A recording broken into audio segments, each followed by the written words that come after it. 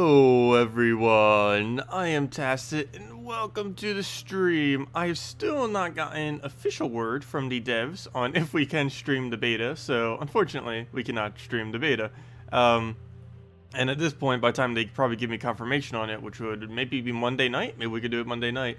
But by then, it's going to be like 1 or 2 days until the actual patch probably comes out. Actually, I don't know, it comes out when it comes out, but no official day has been given yet, but it looks like it's pretty much there. But yeah, they haven't said anything, so unfortunately I can't do it. But we'll just be doing the usual, messing around with some teams, doing some treasure hunt, I guess, since we kind of haven't done any yet for this event. We are quite a bit of ways. We have literally the first one. Need to at least get to 50 if nothing else. Just so we get the 2 gem keys and 2 event keys. Ideally we'd go all the way, but that is a lot of maps. I do enjoy the maps, it's just they don't really pay out that much. But I guess with a little bit of extra, that kind of makes up for it. But yeah, we'll mainly just be messing in PvP and such, and going to maps in between just to get the little bits of points there for the event gems and all that. Yeah, I hope everyone has been having a good weekend so far. Let's see here. I have still not gotten my plane tickets either. I should probably do that soon before they become too expensive. I was kind of waiting a little bit because I was waiting until the holiday rush kind of took all of the normal seating, so that any overflow that they would just have for cheaper. So that was basically my strategy for it. We'll see if that actually worked out, because the time that I'm actually heading down there is not really the time that most people would be heading down there. They'd be heading down there before Christmas, not after.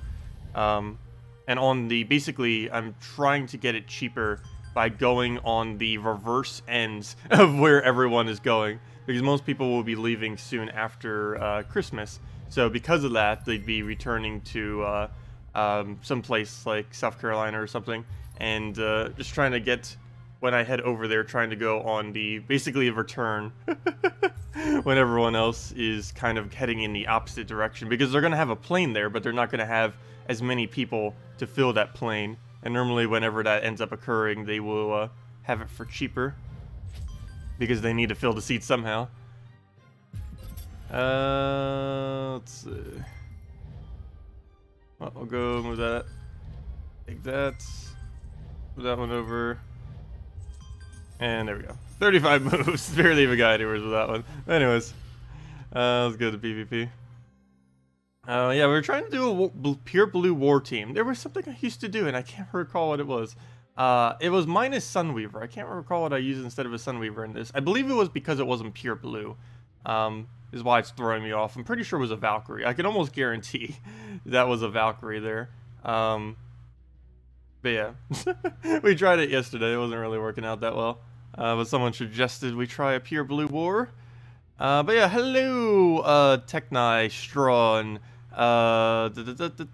Eric, William, Nautical, welcome all. Hope you've been having a good weekend so far. Do you have permission to stream some of the beta today? We do not. Dun dun dun. No, I don't at the moment. I guess we technically could, but oh no, I don't think we're allowed to. They've literally shown it, but they haven't given confirmation that we can, from what I'm aware of. I can go double check the forum again, but what's her name still has that video privated as well. McCoy ended up doing a little thing for it, but she still has it privated because, or unlisted, because she can't actually show it. So I assume they haven't given an official word on it. I can go double check real quick again, because I didn't bother checking these threads. I was only checking the direct message I sent them. And sometimes they're not around, so they might have already mentioned it in the thread. Give me 1 second. I don't think they have, though. That's not normally something they, like, announce unless you specifically ask them, which is what I did, and they haven't replied. There it is. Public beta. Known issues, beta thingy, and all the rest got locked. Let's see. Oh, they have been updating it some.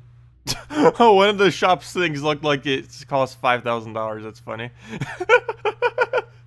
Because they were messing around with the shop interface. That's funny. Talk about price gouging. Let's see. It doesn't say anything there. That's really funny. And I don't think this one mentions anything either. Nope, nope, nope. Nope. Yeah, it doesn't mention anything out of it. And they still haven't replied back because they're normally not around on weekends. So that's unfortunate. Yeah, the second I get permission to do so, don't worry, we will do so. The second we are able to show it, I will show it. Purple Day team recommendations. Scion first slot, and then build everything around that. If you don't have that, Herdmaster into double damage source with 1 additional support. Those are generally the 2 combos to go for. And that's specifically what we do as well. Yeah, Purple Day has been going a bit bad for me as of recently. I might have to bring back the Herdmaster teams, I think, instead of going with a Scion. I feel like my biggest issue is I always go Scion-oriented, and I don't really, I don't know, it just doesn't always work, because there's not enough behind it to work sometimes on a Purple Day. I could try doing something based around fair shots. No. The other issue I sometimes have is I try doing Dragon Soul lead on a Purple Day, which I guess isn't horrible, but on some days it just is too clunky to function. Though, there is one pure Purple Day that we actually can do that I forgot about that we might actually need to try tonight. It's the Wolf version of it. It's something that came as soon as Wolf was added because it wasn't possible prior. And it wasn't something I really used too much, but it is indeed pure purple. We could do,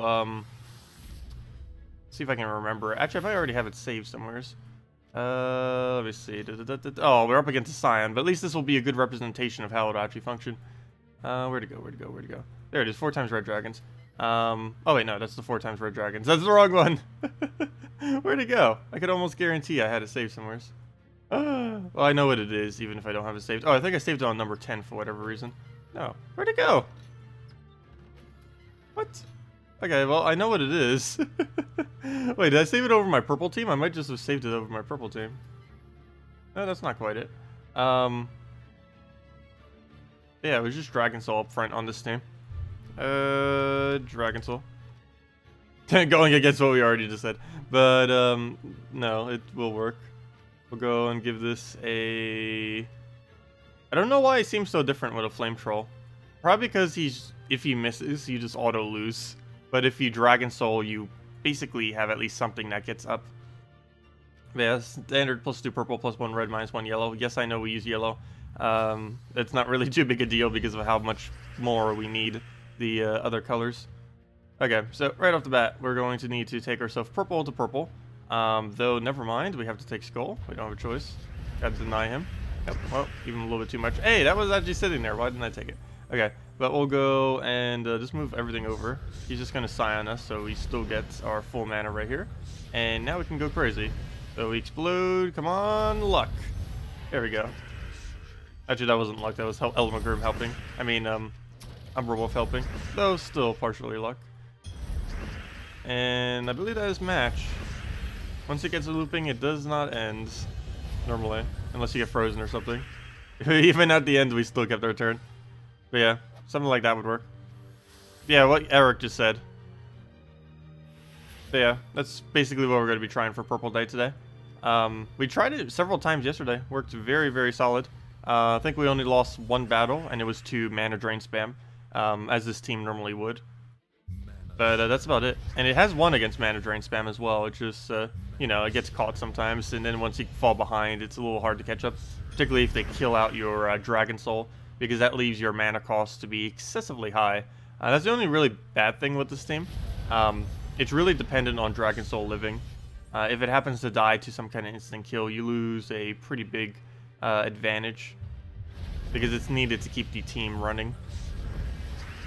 I got frozen. And we don't have any cleanse either. Oh, we got all the manas on an extra turn, but of course we get stopped. We'll just throw some damage down. Waiting till we get uncleansed before we throw Elmagrim, if at all possible. Though it does not look like that is possible, so we're just going to throw that down. Get ourselves a Dragon Soul in there. We are frozen on red because of Dragon Souls, so We'll throw that down, and hey, we could actually kill with an Umberwolf if we had to right here. But we don't need to. We could just Infernus it, and down it goes. And that would be the one I'd finish with too, because that would give more mana to us in that kind of instance.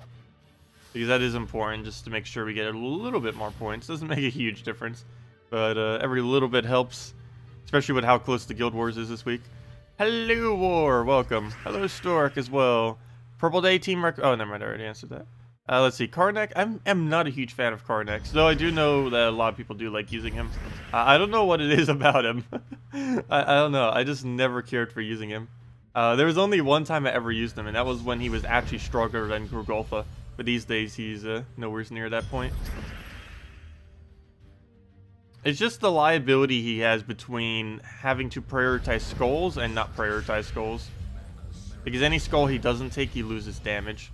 But every skull he does take, you're not gaining mana. And the whole point of him is to gain mana up front. Using him with a skull spam works normally. But any team that uses him without any intention to skull spam, I don't really care for. Not that they're bad, it's just, it's not my kind of team. Not really my preference for how I normally take from the board. Okay, he gets the entangle there. And then we can just Dragon Soul into a Elmagrim, and that should be match.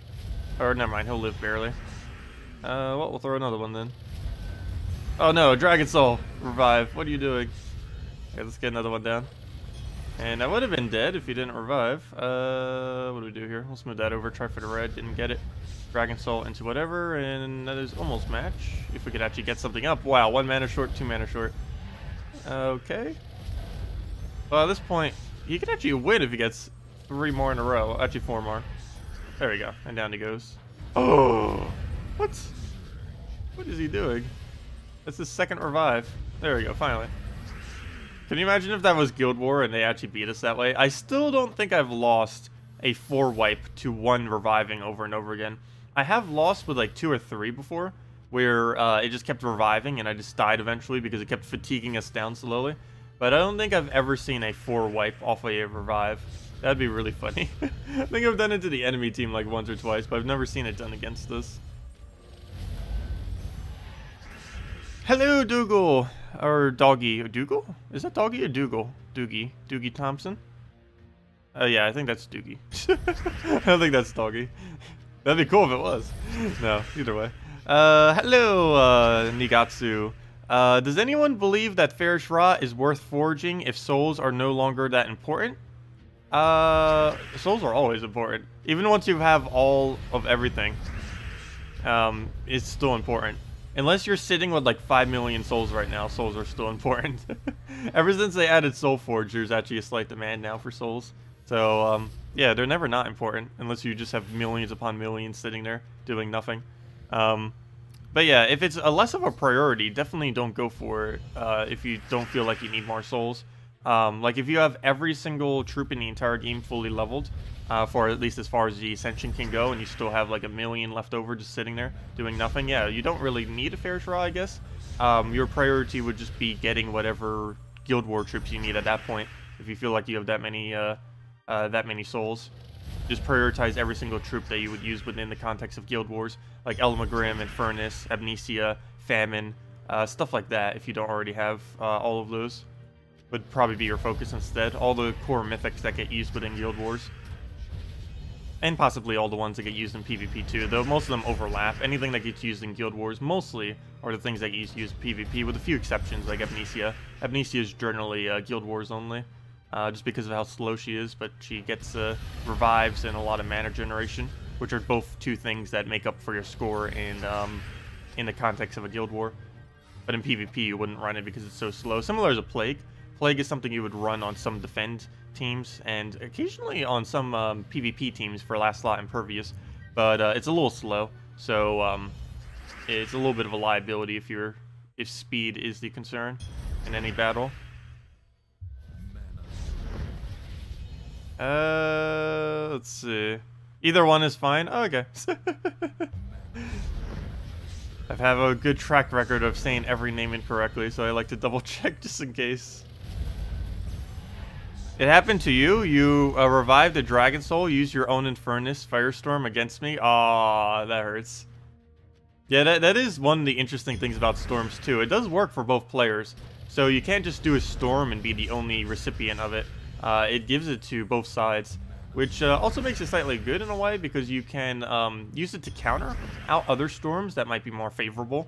Like if we were running a pure red or purple storm, he could just change it into, let's say, a blue storm, and well, we don't even use blue, so he would get a lot of value there.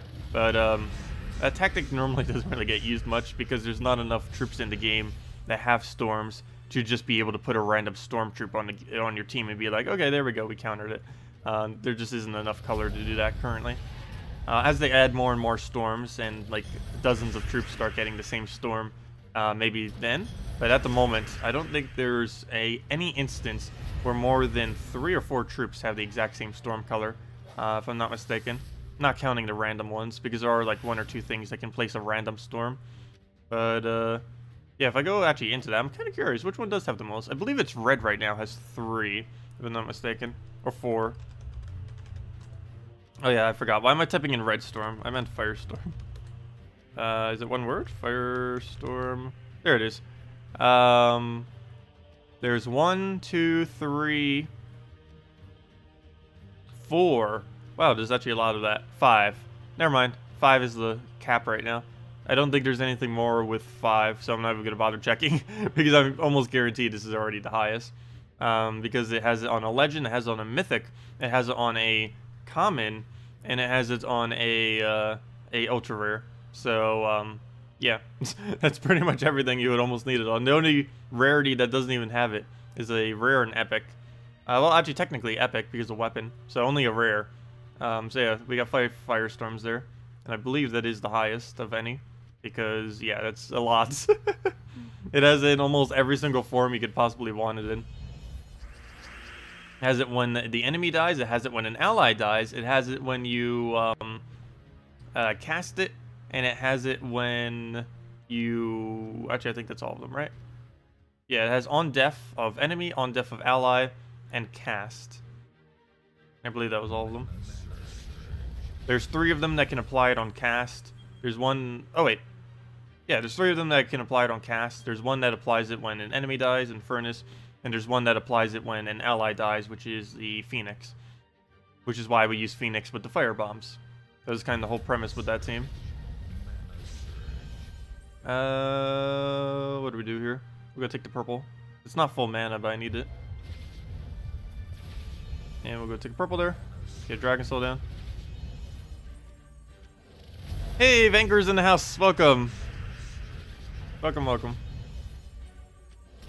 You ever use Abrath with an Umberwolf? I don't believe I have. That would be a pretty good extra turn chance, that's for sure. Is it worth doing? You don't normally need Abrath to constantly have full mana. Unless you're running in a loop team. I guess we could run in a loop team. But I don't see why not. We can make it up to a one-shot World Eater. Or not World Eater, a one-shot Abrath. Well, his ability is called World Eater. But yeah, we can go do that. I don't see why not. I'm gonna go try the mana spam variant, I think, instead of the skull variant, because he's already gonna have a gigantic amount of skull damage. So I don't think we need to go that overkill. Oh, come on. What is with today in Dragon Soul reviving? That better not happen in Guild Wars. Hopefully he gets it all out of his system now. There we go. At least he's dying on the 2nd kill every time. Or 3rd sometimes. But he hasn't revived more than twice today, so that's at least good. Okay, let's go and test that real quick. Let me see. Let's go build a Abrath mana loop team with an Umberwolf. Umberwolf. Giant spider. Oh, you know what? Oh, you know what? We can do something really odd. I want to try it. What's her name? I can't remember her name now. It's brown yellow. It's the new troop that came out for Blighted Lands last week. Where is she? There it is. I want to try this. We don't get to use either of their summonings, but we do that, and we get ourselves a Abrath. I barely use him, keep forgetting his name. There we go. Sweet. Okay. So let's go try this. Banner. Probably all in on Spider, just so we get everything going. It has the lowest mana to really get everything functioning. You know what? That might almost be better as Gorgolfa. Now that I think about it. But no, we'll just leave it as is. Just to make sure we keep the board really populated with purple. See how that works out. Okay, right off the bat, we'll try moving this one over. Nice, so we get right into another extra turn. We do gain some benefit from extra turning. We get extra HP on our Aberrath. Are we damaged right now? Let me move that over. Gonna get a pair over here. We can't stop that though. I think we just take a bunch of manas, so we'll do that. That gives us our first convert, though unfortunately it just got rid of all the purple. It figures I would run the most purplest team we could ever do. Or, you know, as far as spamming it against the team that has anti-purple. Probably not the best time to have used this team. Well then. Yeah, I don't think we'll have enough damage. My whole plan was to try getting Aberrath up a bunch. But I think we would be better off using the Valkyrie Giant Spider Keeper. Oh, no, but he cleared enough board right here that we might be able to get away with it now. So let's go do this. Once we get it going, we should be okay. I think the biggest issue is my 2 mana generators don't loop between each other at all. Like neither of their mana goes into the other one, which is a little bit annoying because there's no way to really fill that back up. Come on, we have Purple Storm and we didn't even actually turn that. That's the whole point of doing this team in the first place, would be to try to get that to land, but it didn't. The whole point is we use Aberrath, it lands purple extra turn, and we go from there once he clears the board, and then just use our other ones to keep the board going for us. So that'll instantly get him up. And destroy the world again. Oh, didn't extra turn, but at least we got some value out of that one. He converts it out immediately, but at least that gives us the cast, and now we can clear the board again. There we go, finally, we actually landed an extra turn on it. Okay, now it's starting to come into place.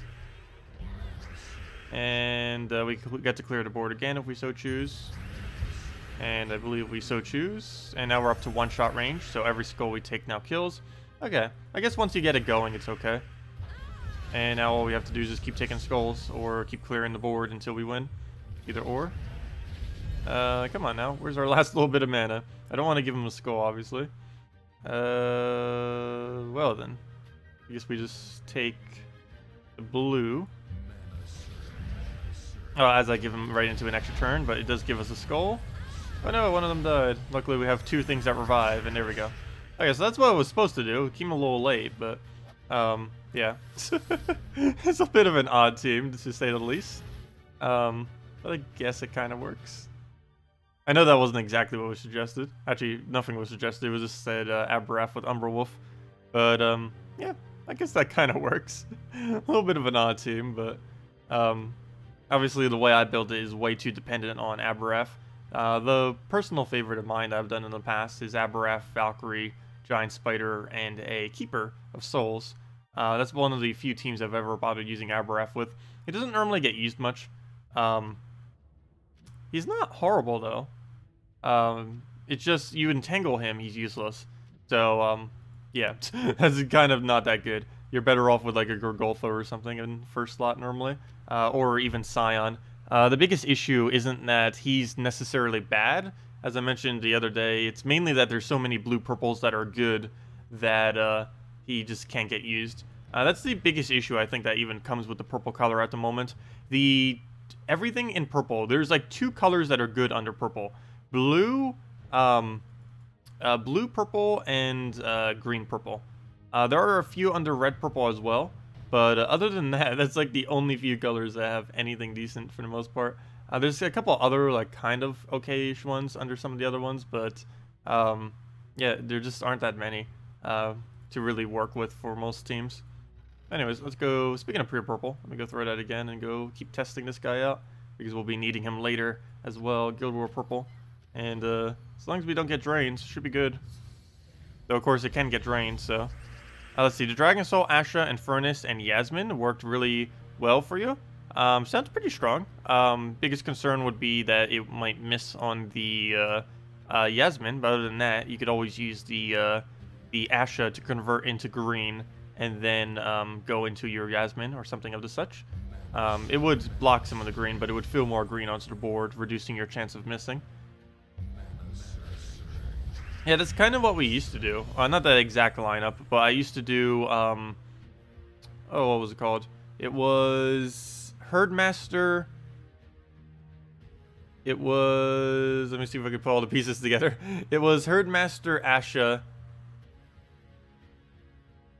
Elamagrim, and Furnace, I believe, was what I used to run. But I kind of stopped doing it because all the Krakens, because I had to basically put the Elamagrim in last slot. And then once the Elamagrim went to last slot, it just didn't function as well. So I kind of ended up ditching that team for the longest of time. I just realized something about this team. We don't have last slot Impervious. Speaking about last slot Impervious, we don't have last slot Impervious. That can become an issue in Guild Wars. Obviously, this is meant to be used for Guild Wars. So that could be a concern later. I'll have to see how many Krakens we're up against. I guess losing an Umberwolf isn't too bad. The problem is if we also lose in Furnace is when the issue starts to arise. Hello, SBM. Welcome, welcome, welcome. But yeah, if anyone has any questions, team builds you want me to do, anything of the such. Also, hello, Joe. Welcome. Let's see. What banner were you using for your Dragon Soul, Fairish Ra, World Breaker team yesterday? Do I have that saved? I believe I have that saved, right? 4 times Dragons? Even though that's not 4 times Dragons. Oh, I was just using it with standard +2 purple, +1 red, -1 yellow. If you're finding that to be too much of a liability with your yellow, you could just set it as red, purple. You could also just set it as a +2 purple or a +2 red, either of which would work. But I'm going with this one. Because you're going to be converting out the yellow a lot. Even though we have 2 things that use yellow, they're not really there for that purpose. Gorgotha is mainly just here to tank and to get us rolling. But he'll easily get his mana off the Dragon Soul explosion. And World Breaker is here mainly just for some follow-up damage that happens to also get our mana back. And he also has Immune to Devour, of course, which is for all the Queen Mabs out there. I mean, all of the Krakens out there. Let's see. Oh, get our mana. Basically, everything goes straight into Dragon Soul. That's the only slightly annoying thing about this banner. Really wish there was a way to do +2 purple, +2 red. Obviously, you can if you have a troop that has a link. Though the problem is you have to have a troop that has a link. We'll go throw that down. A fire link, that is. Or whatever it's called. Flame link. Red link. A red link! Da-da-da-dun! Whatever that noise is whenever he opens the chest. Actually, it's a lot longer than that. Let's see. Did we World Breaker here? I think so. Need the higher damage. There we go. And now we can poke him, even though we're frozen on it. Now we get all of our mana for a recast. Here, have another one. And now we just Dragon Soul into whatever. And that is definitely overkill. Here, have a 121 damage. There we go. But yeah, this one actually surprisingly is not held back by a Fairish Ra, which is kind of nice because we get a lot of soul farming out of this.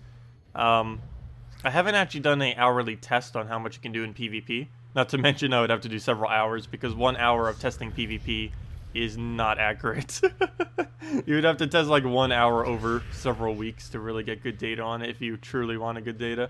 But if I'm not mistaken, I believe on average this team is around like 10 to 15,000, I think, in just doing PvP battles, which is pretty decent. You can probably even go up to 20,000 if you were really winning quickly.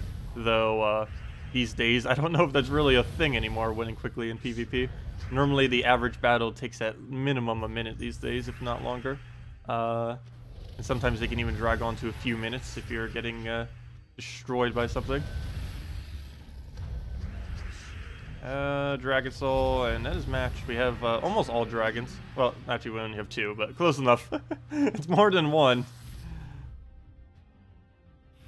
I find it funny that my 4 times dragon team actually hasn't been 4 times dragons for about like 5 months now. I keep using various teams that use either Dragon Soul and or KrissTigger over this slot, but it has basically never been 4 times dragons for a very, very long time. I should just name it my normal PvP team or something like that, because that's what it is. It's not necessarily 4 times dragons, it's just whatever I'm currently using as my main PvP. 509220 today. Congratulations. Very nice. Hopefully we can do the same. I think we've lost the last 2 purple weeks in a row so far. I believe one week was 2-3 and the other week was 3-2. So hopefully we'll get a nice solid 5-0 today with this. I mean, with the other team we were just using. Not with this, obviously. This is not pure color in any way. Oh, I could have Ferris Rod that. I didn't see the little plus shape. Could have gotten it. Oh well, it's not that big a deal. We have so much AoE that he's mainly just here for the souls. And if we happen to be able to pick anything up. He's not really made on this team to be used a lot. He's just there kind of as a backup end for souls. He's also particularly good if they revive off a Dragon Soul because we can one-shot it immediately. Or if they revive off of anything. Hey! I found leftover turkey! The MOAs! Yeah, if you ever see a MOA team, you need to call it leftover turkey. That's what they are. Let's see. Someone made that joke earlier. Yeah, I'm surprised some people still have it on their defense team. It goes to show some people just don't change their defense team almost ever. It could be that they're on vacation though too. It is that time of year. Which is, they better have 27 out of 30 Guild Wars in next patch. Because it'd be the perfect time given that the holidays are literally right there as they're handing out the patch. Last I recall, they said that it would be in. Though them saying that and it actually being in it are two different things. And I haven't been able to test it because I don't believe we have a big enough guild to even test it. So I haven't been able to, unfortunately. Because it's still not connected to the live servers yet. The other version of the game, the beta version. And I don't know if it's ever even going to get linked up prior to the actual launch of it. Okay, so he has a little drain thing there. How do we deal with this? Do we deal with it? Yeah, I think I just skull him. If we don't have any mana to drain, well, he can't drain anything, so there you go. Solution! He can't drain your mana if you don't have mana. So just never take mana. It's not that easy though. Let's see. Well, let's get a dragon. Oh wait, you just dug it away. No.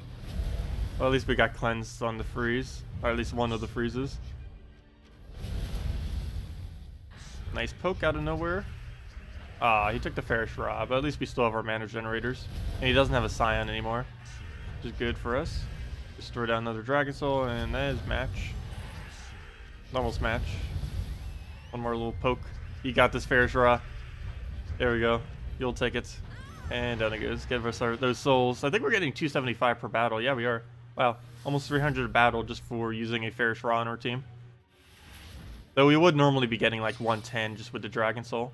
But yeah, Ferris Rod is giving us like, well, 150% more. Exactly what his thing says. That's how much more we're getting. I don't need to calculate it out. That's literally how much more we're getting is 150%. We can move that down. Because that's what his trait does. That's the whole point of Ferris Rod and why everyone wants him. Because the current highest percent without him is 50%, or a total of 200% on your team. Realistically, 150%. But if you have him, you can realistically go 450%, which is 3 times higher with the amount of souls you could potentially gain.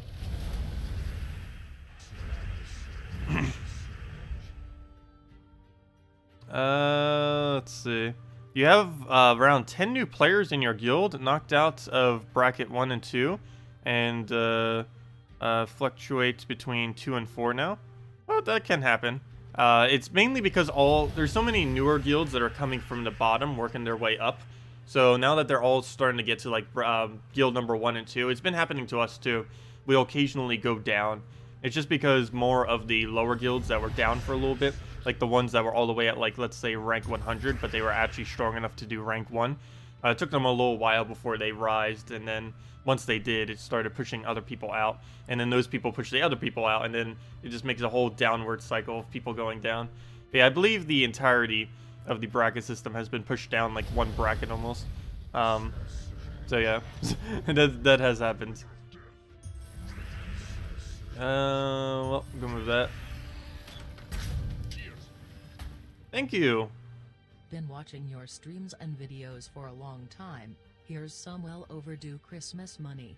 Happy holidays. Thank you so much, Joe, for the $20 donation. Greatly appreciated. Let's see. When starting up kingdoms, should you still focus on the leveling, magic, attack? Yes, always magic, then attack, then life, and defense. Well, actually, the last two can be done in either order. But yes, magic and attack are the two priorities. Or do it evenly for more tribute with your extra stones and souls. No, I'd pretty much still go the same pattern.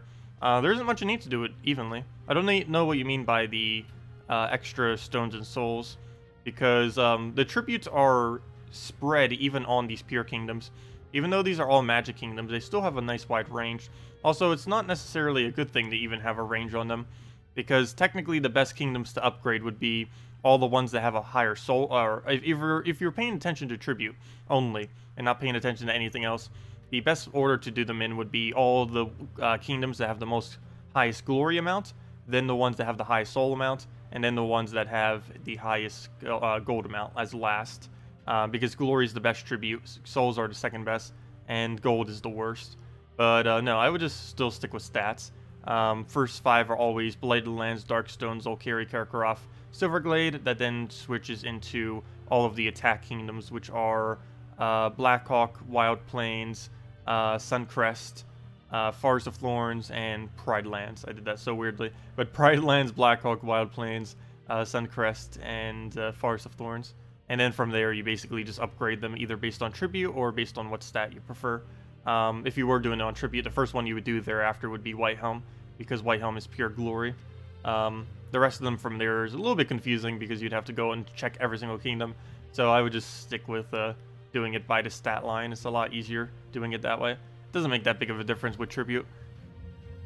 Until you start getting 20% tributes, the actual tribute amounts don't really add up to be too much. I believe if you have every single kingdom at level 10, that's an average of a 4 tribute, I believe, which is still nice compared to not having any, but it's not particularly high.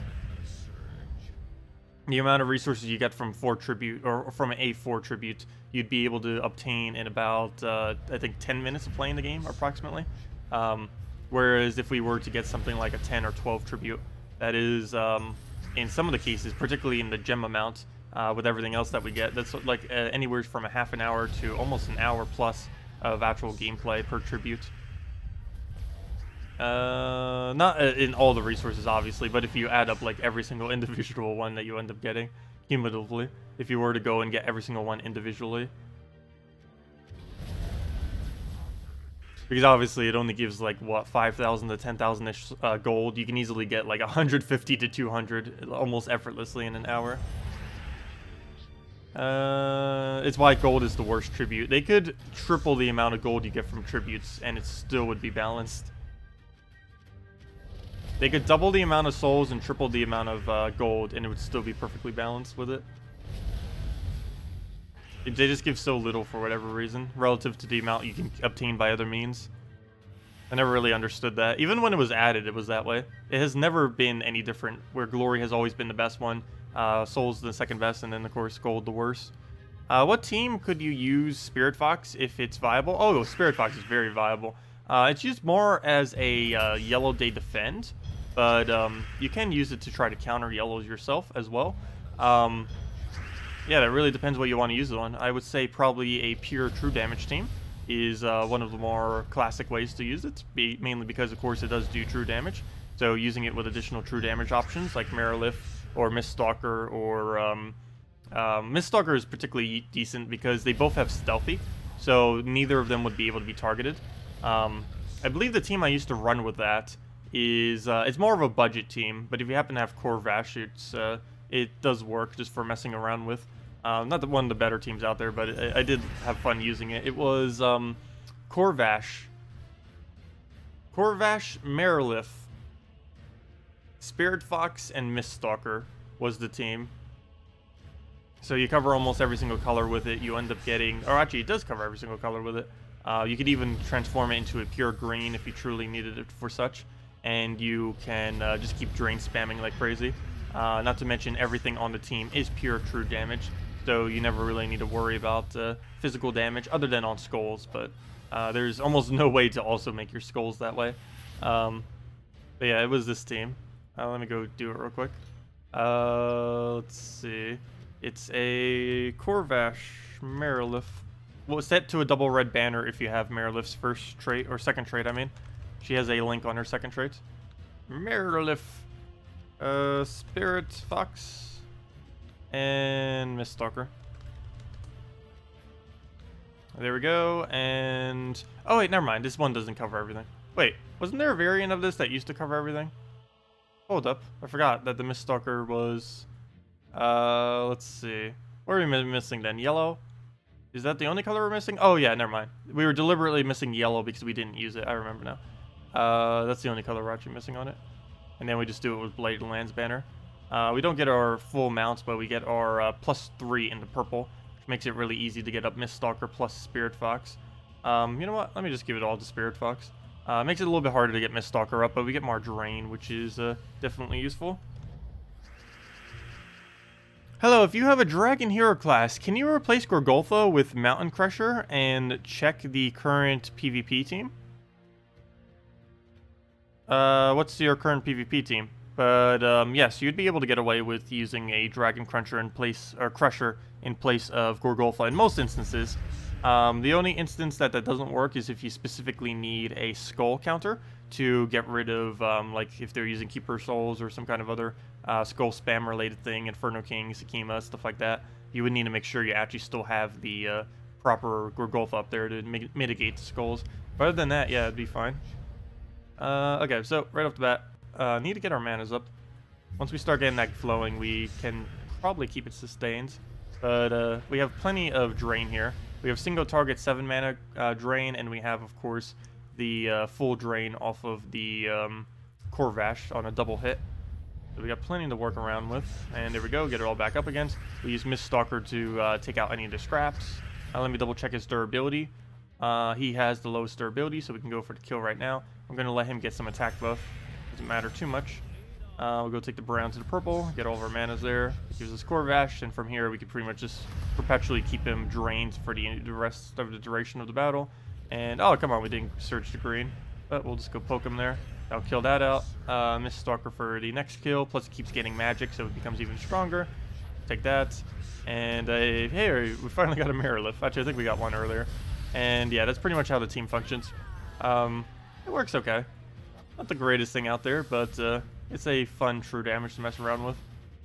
You could technically try putting into a pure color.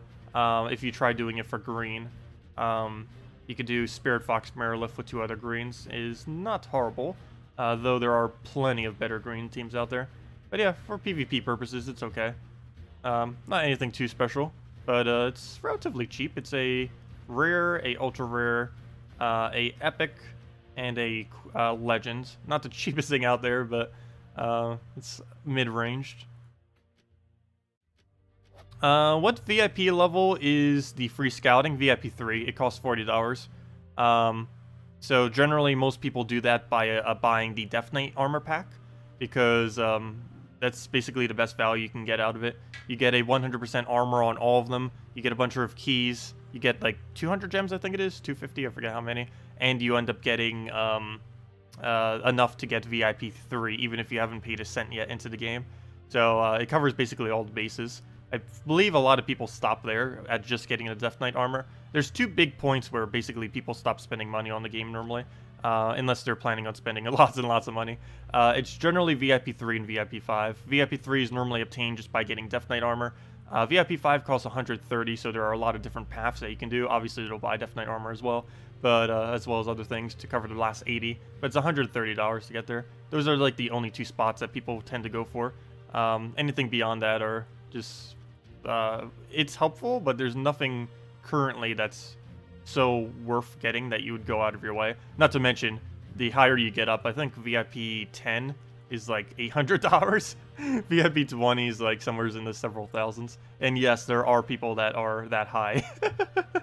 That's the whole reason why they added it in the first place, is just to reward those kind of people. So they gave such weird rewards for it that it's a little bit odd. But anyways, Not sure if they're ever going to be rebalancing that any.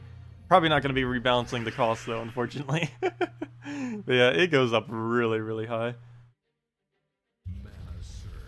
Let's see. I'll go take that. But yeah, it's basically just the VIP 3 and 5, which is 40 and 130, where people stop at. Good morning, Zidicus. Welcome, welcome, welcome. Let's see. That's something I need to go do. I need to go get some kind of headphones that won't keep coming out every single time.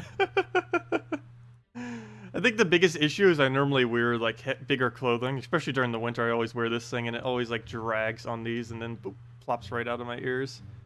I know that there's some that they make that you can have like right over your shoulder, like the wireless ones, and you just kind of have it there and then boom. That would kind of work too. I need to figure out something for that. I think it's annoying, these things just constantly like doing that. Let's see. We'll go, and the problem is I'm too cheap to bother with them. I always use like cheap like $1 to $5 headphones. I have very, very rarely ever used anything else. And the last time I actually did go buy some actual like normal like bulky headphones, they didn't even last 1 year. They ended up breaking so quickly, and they were like $80. I was like, nope, never again. I could buy these things and it lasts for years, and yet that thing breaks in under a year.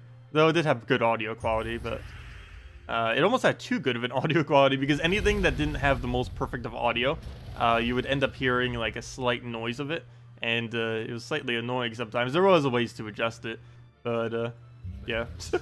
It was almost too good of a headphone. Let's see, we'll go throw that down. It was particularly noticeable whenever any of like the Windows noises would be made, like the ones that are standard on the computer thingy, because it has like this hissing noise that it ends up making because it's not good audio quality that they have in it.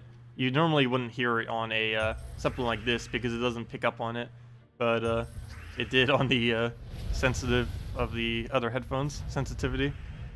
Hello, Exus. Welcome. This team you use, you mean? Wait, what was that? Sorry. But yeah, someone suggested something too earlier, and I didn't end up seeing what you mentioned. If you have a dragon hero class, can you? Oh, I might already answer that. You're getting value of the dragon soul to take everything an extra turn for the world breaker, particularly. Wait, what team are you referring to with that? This team you use, you mean? Oh, this one, yeah. Okay, that makes sense. I thought you were talking about a team for me to use. Oh, and this one. Yes, you can replace this with Dragon Cruncher up front. I mean, with, not Dragon Cruncher, my bad. With Mountain Crusher as a Dragon Hero class. That is what you meant, yes. You could definitely get away with that. Yeah, there's really no issue with that. Only thing that might be slightly annoying is if there's not a lot of brown on the board.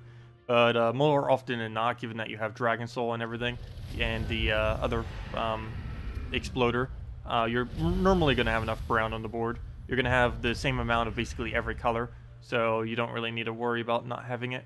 So yeah, you'd get away with that on this team. I didn't realize you meant this team. I thought you were asking me to use a different team, but yeah, you can easily go Mountain Crusher on this. Actually, we'll go try that right now. I would personally stick with the Gorgolfa, but you could definitely use it, that's for sure. Let's go switch into it right now. Of course, I'm trying to test it on the strongest possible team, but it should be fine. But yeah, Mountain Crusher. You get a lot quicker of a start with it, but you don't... It gets a quicker start, but it doesn't have as high of an impact compared to a Gorgolfa, because since it's limited to only the browns. But all we have to do is take that into... Oh, whoops, we're not going to have enough for full mana now. Unless we could find another... Oh, there we go, perfect. We'll do that. Oh, come on, we're still 1 mana short. That was the whole reason I didn't want to take that in the first place. Yet now we're still just fairly short. Well, the only problem now is... we kind of already got all of our mana. Don't even need the Mountain Crusher now. I don't even think we need to cast it a single time. The other slight downside to this is we don't have Cleanse anymore either on our first slot. Gorgolfa was given... Oh, oops, I forgot we're frozen on it. Fail. Luckily it's immune to Devour. But we don't have Cleanse anymore on our first slot. Actually, we didn't even get to use it yet. I do a team to go show a Mountain Crusher, yet we don't even need it in the team that we end up doing it with, because we end up getting Dragon Soul so quickly in this instance. Okay, I'll go do this battle again. We literally didn't use our hero at all, other than for the slight extra magic we gave to the Dragon Soul and the other one. Yeah, let's go try it again. Here we go. Here's the true test. Can it win against Zion, Ragnargord, Famine, Death? It should. It'd probably even better in this instance against that, since we don't have as bulky of a Gorgolfa up front. How do we take this? Move that one over first. Move that down. And move that up. That gives us Dragon Soul immediately. And that gives us another Dragon Soul. And he just keeps draining the thing that barely has any mana. There goes all the skulls. We can eventually die on this with skulls, whereas a Gorgolfa normally wouldn't die. Let's see, we'll throw that down. But we are gaining extra damage on these two, and HP, which is definitely quite helpful. Again, I didn't actually get to cast Mountain Crusher a single time. Though, it's not exactly the Mountain Crusher that we're getting the value off of. It's mainly his final trait that we're getting value off of, the +1 life and magic to all of our dragons. As you can see, he's at 48 magic. Our Dragon Soul is at 24. Actually, most of that magic came from his trait this time. But he did get some of that off of our hero class. But there we go. Like right there, he just got another magic from the extra turn.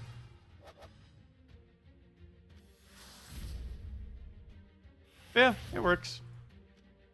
I still prefer it with Gorgolfa, I think. But it definitely works.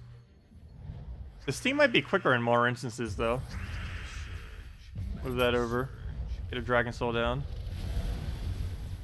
Hey, we finally get to cast it. There we go. And we landed an extra turn too. Perfect. So we'll throw that down.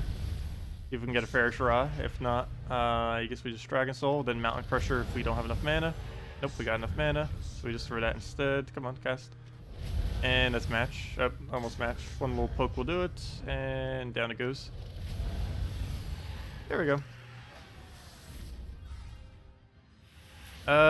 Let's see. Did you see your question? No, Lolite. Let me get that. Sorry, my bad. What would a good PvP team be that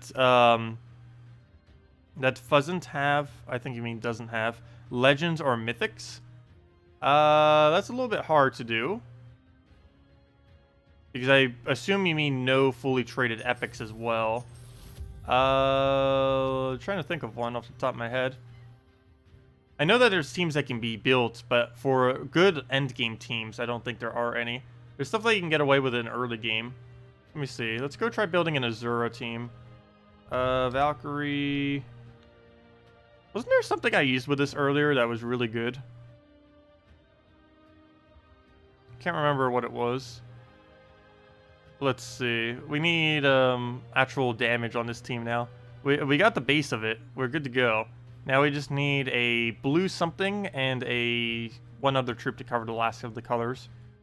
And the problem is I can't think of low rarity that actually covers that at the moment. Let me see. One thing that might help with this is if we go luck based on base rarity and go search down, we'd actually be able to see all of them. After some scrolling. They need a better way of navigating this. Scroll. Okay, we're at the epics now. I mean, epics and ultra rares. Oh yeah, we could use, what's his name? I guess if you count epics, that would work. We can get the Captain Skullbeard, and then we just need one damage source of any type that is brown related. So we need a brown... that's it. Just brown. Brown blue would work too, but just including brown. We'll go down to ultra rares. What do we have here? Harsh Troll. Don't think we need. We need damage. Whatever we end up picking here has to be a really solid damage source. Not damage enough. Lava Elemental, too much for early game damage. It needs burning, so it doesn't work. Early game only. Let's see. Problem is, I don't think we have a good enough low rarity one that has enough damage. There's a lot of good damage sources in low rarity. Oh, you know what? No, there actually is a way to do that. Let me go, I know how we could do a lot of damage. Do this and then get an armor buffer on brown. So we go Rowan. Oh, I have it on brown search. No wonder why it's not coming up. Get a Rowan in there, and get a Setite. There we go. And now that is a Valkyrie, a epic you can get for free that doesn't need to be traded, another epic that you can get for free that doesn't need to be traded, and an ultra rare. So rare, ultra rare, and 2 kingdom epics. And banner, you know what, let me just put that there.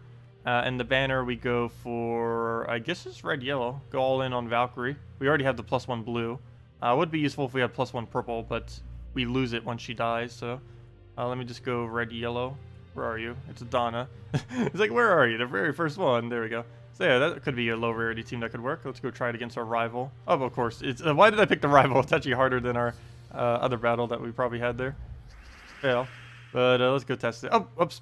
Ah! I end up clicking the exact same team. I always think whenever I'm picking my team that it's changing it, because if you do that in the PvP section, it will automatically change it. But if you change your team, or, you know, like customize a team in just your normal troop menu, and then you go over to PvP, it will not switch it to the team that you just made. That's almost every instance where I end up accidentally doing the wrong team. That is the reason why. Okay, let's go Dragon Soul that. He's probably going to get a Scion on us. Yeah, I can't really do much about that. Don't have an easy way of getting that mana back either. So we're just going to go straight into Dragon Soul. Oh, he got Famine. That's really bad. Yeah, there's no counter to it either. So I'm going to try taking full mana. Just hope he doesn't go for it. Nope, he went for it. We could actually lose this battle. That's not good. We'll throw the Dragon Soul down. And throw another Dragon Soul down. Never mind, we got this. Oh no, unless he Scions. Ah. Okay, well, we'll try taking purple, I guess. Oh, that gives him, I'll go Red Surge. Oh, come on, we didn't even Surge it. Okay, we'll take the purple then. Fine. We'll take the red into a skull just to kill it, because Dragon Soul will wipe it. Kill that out. Get our breaker down. 34 damage, and if we could just get him one more time, we'd be good to go. And that's match. Well, that was a little shaky, but anyways, let me go do the team I meant to do, which was the one we just made. Low rarity team against 2 mythics, a legend, and an epic, all probably fully traded. Where'd it go? I think it was this one. Yep, there it is. Azura, Valkyrie, Rowan, Tacet. Let's go see what this can do. Do you know what the next kingdom on event? Yes, next kingdom's events. Oh yeah, let me go get the post for it. Let me go get that real quick. Here's the spoiler thingy for all of that, for what kingdom is coming and all that kind of stuff. But yeah, it's right there. And let me go read the full data for it. So, oh, let me go save this real quick. I always forget to save these in advance, just in case. So let me go save it. That's actually some pretty cool troop art. Let me go get the other link too. There's a link that goes directly to the thing. Let me see, desktop. Gems of War. Oh wait, no, I don't need to save it to Gems of War. I need to save it to graphics. Graphics, troops. 1 second. 2 troops we go. Just go put that guy in there. Come on, load. Why is it being so slow? There we go. Oops. No. No. No. No, don't replace it. Oh no, now I just completely changed its name now too. Grr. Okay. I will get this. I don't know why it's going so ridiculously slow. Desktop. Graphics. Now it's going quick. That's weird. Okay, there. Go to troops. Save it. Boom. Okay, I got it. Anyways, let me go get that other link and go read what this guy does. But yeah, here's the other link that goes over it. This one shows it a little bit more visually. I don't think it goes as far though, but it shows it more visually and nicer, graphically wise. But yeah, new troop coming on Monday. Should be a red-yellow, so if you've been needing to get Valkyrie or Garuda or many of the other good red-yellows out there, definitely make sure to do so. But it deals magic plus 8 damage, randomly split amongst enemies, boosted by yellow gems, and then summons a light storm. So it is another light storm summoner. If I'm not mistaken, the kingdom already has another light storm summoner. So there's light storm number 2. And of course, light storm is yellow. Will it have much potential? Probably not. I don't really feel there's any team that's pure yellow that you'd bother using it on. So probably not going to get much usage. But we'll still mess around with it. Nothing else. We get the trait stones and everything else. Let's see. What's the one after that? Is there anything good happening soon as far as new event troops? Well, we're getting a mythic on the 22nd. For whatever reason, there's still no troop art for it. Deal to an enemy. Oh, that's not too bad. The one coming for Pride Lands 2 weeks from now. Seems okay. Let's see, what's the one coming out on Christmas? Oh, the one coming out on Christmas is not useful. All it has is Submerge, unless they're buffing Submerge next patch or something. Oh, that's unfortunate. Oh well. I didn't want to read them aloud just to not spoil them too far in advance. But you guys can see them off that page if you want to see it for yourself. Let's see. What do we Valkyrie here? Yeah, the Pride Lands one, not next week, but the following week, actually doesn't seem too bad. And of course, they could buff any of them prior to them actually releasing, or nerf any of them. Whatever you see there is just what we currently have as far as data.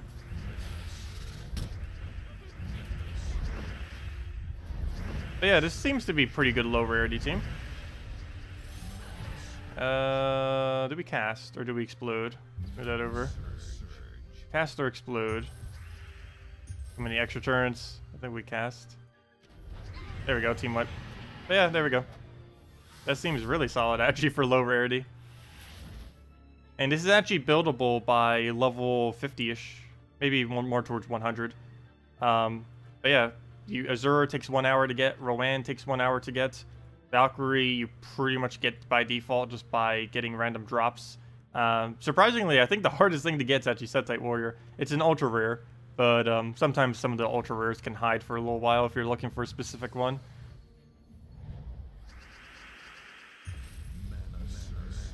What do we do here? We'll go take the yellow down. Not that many blues on this board. There we go. Well, not that many, but we get alignment off them. That's good.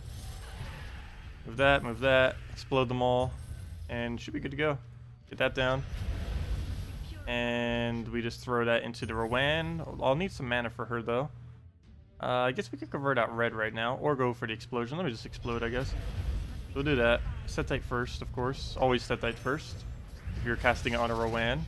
You can also run some pretty interesting pure green teams with that as well. Not anything you would bother in Guild Wars, but just for messing around with. The reason you don't run them in Guild Wars is basically anything that boosts based on an armor value you try to avoid using in Guild Wars because of their too high of a liability. I want to get a Valkyrie here because if I take the skull, he's going to get 4 times blue, which I don't want to give to him. I guess we deny out red here. It should be full mana, and then we just... Oh, come on, I gave him blues for free. Even after trying to prevent him from getting one for free, he still gets it.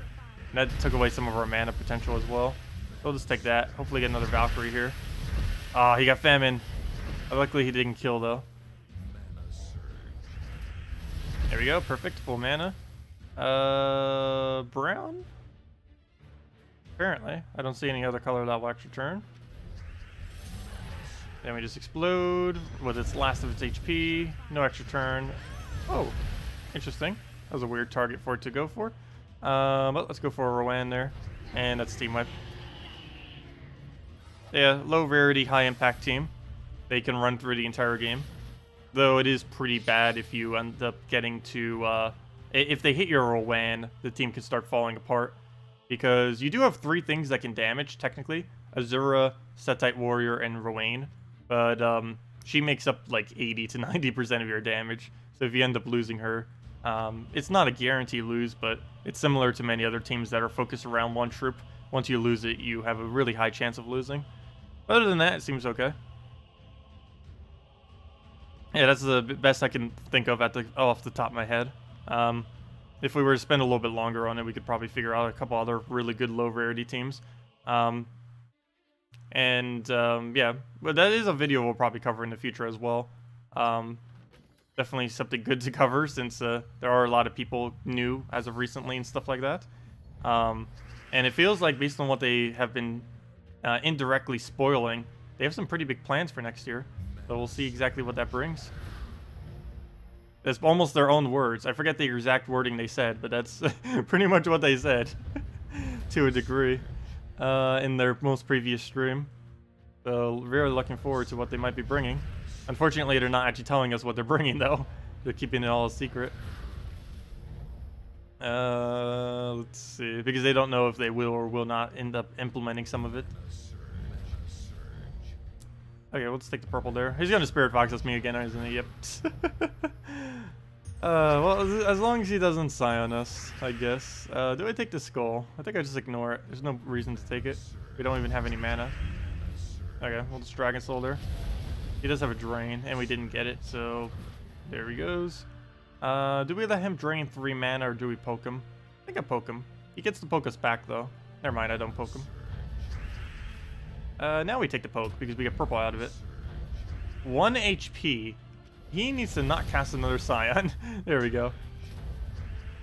Well, that's all we need. We don't need more than 1. Also, thank you, Reckon TV, for your subscribe. Much appreciated. Hey, we got a Ferris Raw alignment, too. Let me go throw that down.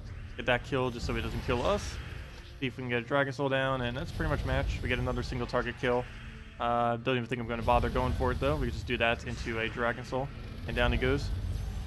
Oh, sorry, Orc team. My bad. I was missing some of the chat, too. Let me see. Do you know why do you always get 1,000 plus points on your first Guild War battle? Oh, it's actually 2,000 points, or what should be 2,000 points. The amount of points you get is based on if you're using unique teams on your Guild War defense. This was a feature added in the most recent patch, which was actually something that I suggested them to add, and they actually did, which is cool. I didn't ask for this exact format, but they still did a good format for it. But essentially, let me go back because it was a little glitch. The numbers still are a little glitch sometimes. Wait, why is it still showing it like that? That's weird. Anyways, basically, you can earn up to 12,000. Oh, never mind. That's showing how much I've earned so far. There it is. Okay.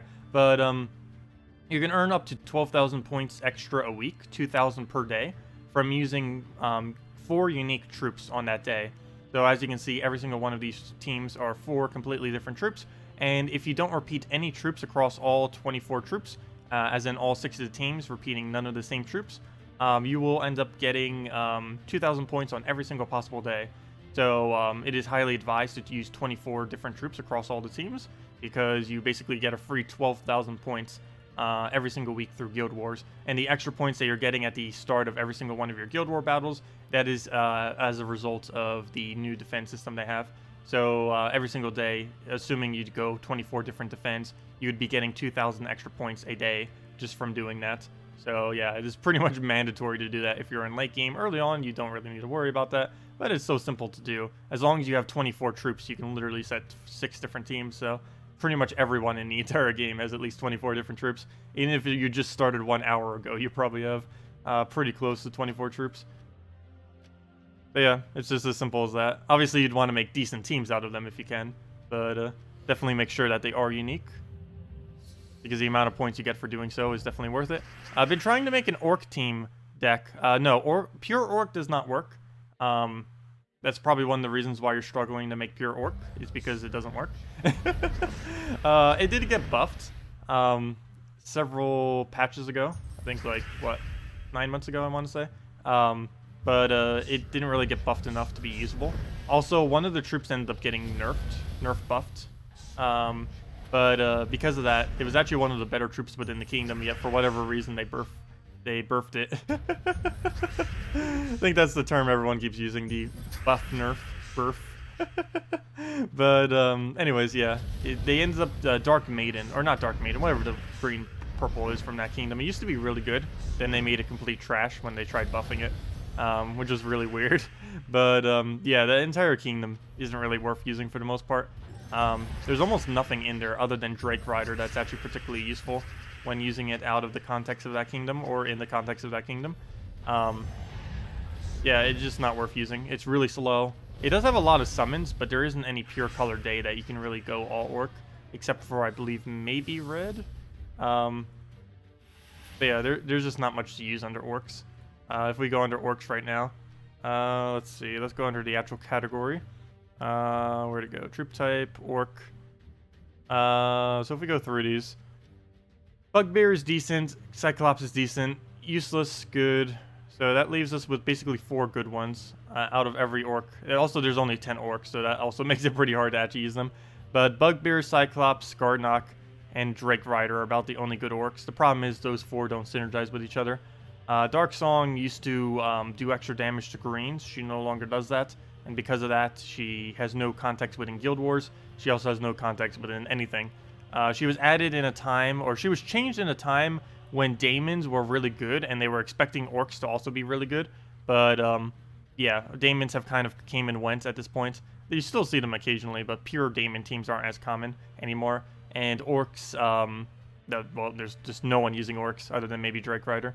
And Bugbear on some goblin teams, though most people don't bother with him because he doesn't have any board control. He does get an extra turn, but it doesn't have board control. The whole point of goblins is to have damage plus board control, which he does not do. Drake Rider is decent because it does damage plus a convert. He can hit up to 3 troops plus do a conversion from yellow to red. He's also a dragon, so he works in that. He's also the only troop in the entire game with a 100% chance to revive into something. No other troop currently has that capability. Other than that, nothing really gets used. Oh, and Garnock. He can summon a random orc. He also has a noteworthy effect where he does 1 true damage to all allies. That might seem like a bad thing, but do keep in mind anything that has a trait where it triggers on getting damaged will end up triggering. So a couple of good things he's good with is the Orb Weaver class, any of the orcs, as well as the Humility. We go under Humility right here, under all. Whenever he gets hit, he ends up doing a 2 armor buff and a 2 magic buff to all allies. So you can just keep casting the other one, keep doing this into like yellow-red to keep giving it mana with some kind of other mana generator, and then boom, you can just keep spamming that. Though for the most part, yeah, the orcs are pretty underused, and I would not bother building a pure team out of them. Even if they have a 20% bonus on a given week, I wouldn't bother with them. Even the week they had 50% bonus, they were barely used.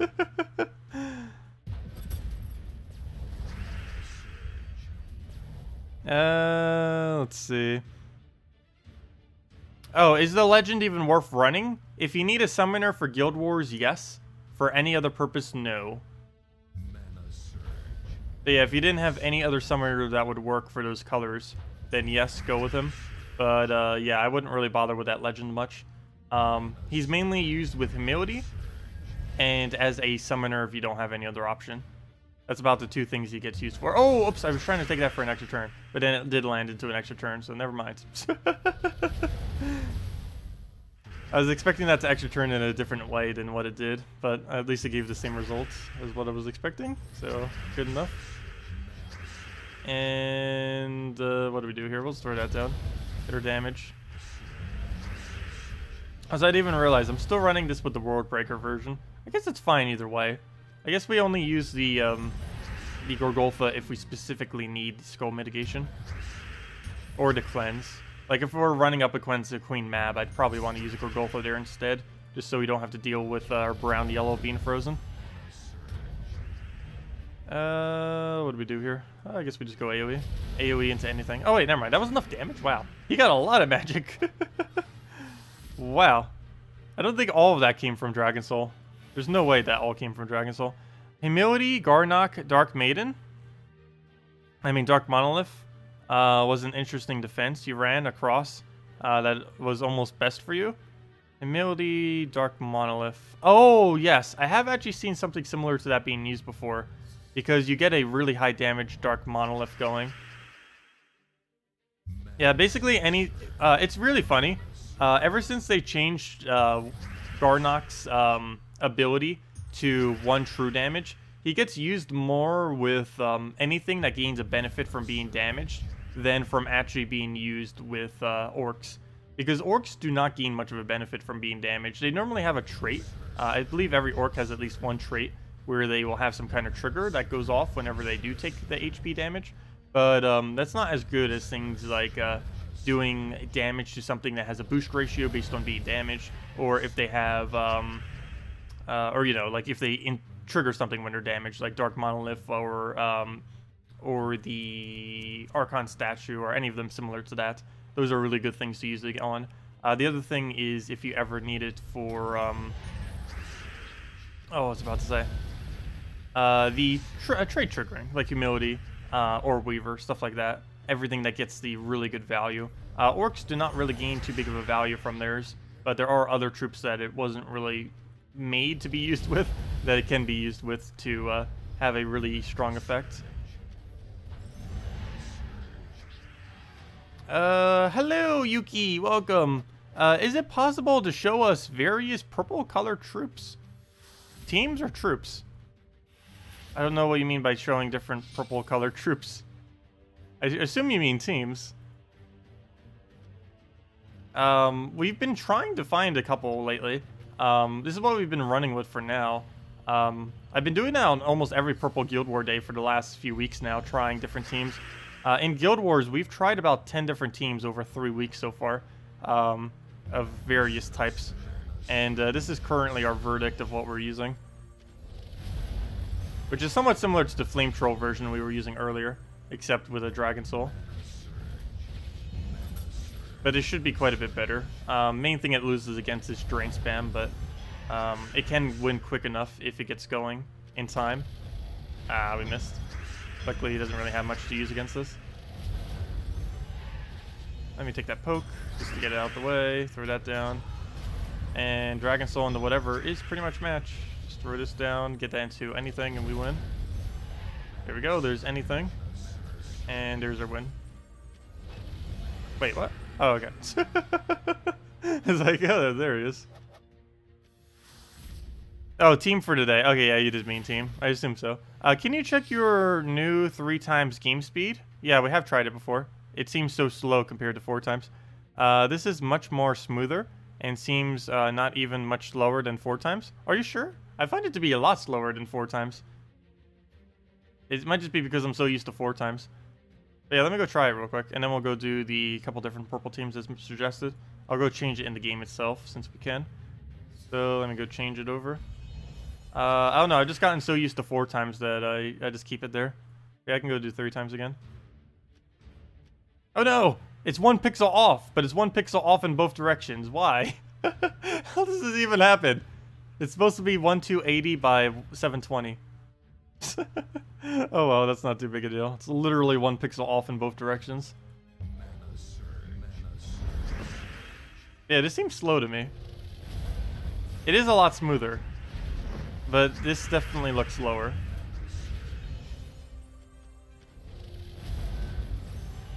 It's the way they drop in particular is a lot slower, which makes it easier to see where they go, but if you're doing it for speed purposes.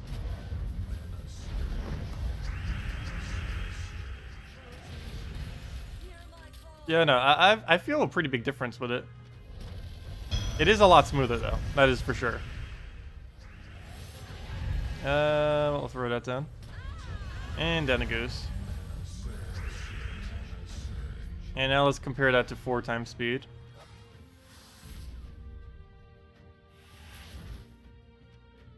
And just go straight into battle. And then we'll go try a couple different purple teams. Yeah, I'm not a huge fan of the 3x. So let's try it against the 4x. So we saw what 3x was. I'm just so used to it at this point that it just feels weird doing anything else. But yeah, here the gems just like instant drop pretty much. You can still see where they're going once you get used to the higher speed. But there are some instances where moves will go so quickly that you can't see some of it. Like when multiple cascades happen at once and just a lot of things are happening. But all you really need to know is the result of what has happened. You don't really need to see necessarily what has actually happened. That very rarely ever needs to be known in a battle. Oh, he's about to kill us. Hey, Dragon Soul, you revived. Good job. Well, that was helpful. And we got Grim out of it too. Oh, that's not helpful though. You got a famine. We could actually lose this. Yeah. He has way too much mana generation going right now. Okay, good. He's still quite a bit away on famine. So hopefully we'll cascade our mana. Good. Throw that again. Take the blues first though, just for the extra turn. Nice skull, nice Grim, nice everything. There we go, they come back. And as match off of anything we do. There we go. Oh no, it's gonna revive. Sure. Okay. Oh, that's annoying. But we'll throw an Grim here. Ooh, we missed actually. We could actually still win. That's amazing. What do we even do here? I guess we take the skull. Inferno King, will you land? No. I believe the answer is no. It looks like a no to me. Unless I'm missing something. So we'll just throw that. And there we go. Thank you. And down it goes. Well, that was almost bad. You've noticed higher damage on 4 times? Does it do more damage? It does more damage quicker. Or, you know, it does the same damage, but quicker. So maybe that seems like it does more damage. I don't think abilities actually do more damage, though. I don't see any instance where that actually would end up happening. You know what? Let me go save this for now. Because if I do end up doing a video for this, I do want to make sure I remember if we do a good early game team video in the near future. Like things that run off a very low rarity. Let's see, what do we need here? Valkyrie, Rowan, Setite. And a Setite. Actually, you know what? I'll probably include this for the Valkyrie version of when we do the rares. Because everyone was mentioning on the previous comment, the top 10 comments, that we should do it for every rarity. So there you go, boom. There is the rare version for Valkyrie, the budget one. Because for the commons, rares, and possibly the ultra rares, I want to try keeping the teams as early game as possible. Because the whole point is to show, or at least for the lower ones, is to show teams that early game people can actually use. So you know what, that would work perfectly for that. Try to get that out in the near future. And whatever I don't end up getting out by the end of the year, we'll definitely make sure we get out. I'll probably try pre-recording them before I end up heading out. And then as I'm heading out over the New Year's, they'll probably all upload during that time, hopefully. Assuming I can get them all done in time. Because from around the 26th until almost the 2nd or the 3rd, I will not actually be able to produce any videos. So anything that I haven't already produced prior to that will not actually be uploaded. So hopefully I'll have enough content to actually upload something every day. We also won't be streaming for that time. It'll actually be the longest duration we've ever gone without streaming at that point. Yeah, if anyone has any teams you want me to do, anything of the such, feel free to leave them in chat. We'll definitely make sure to do so. And yeah, and I guess we'll go back to a little bit of maps. And later, after the stream, we will be going to Puzzle Quest and continuing with our adventures there. We're still trying to 100% that game. Everything has been going pretty well, and the battles have actually been going a bit quicker now that we actually have a decent damage plus weapon. Weapon could be a bit better, and we will get a better one in the near future.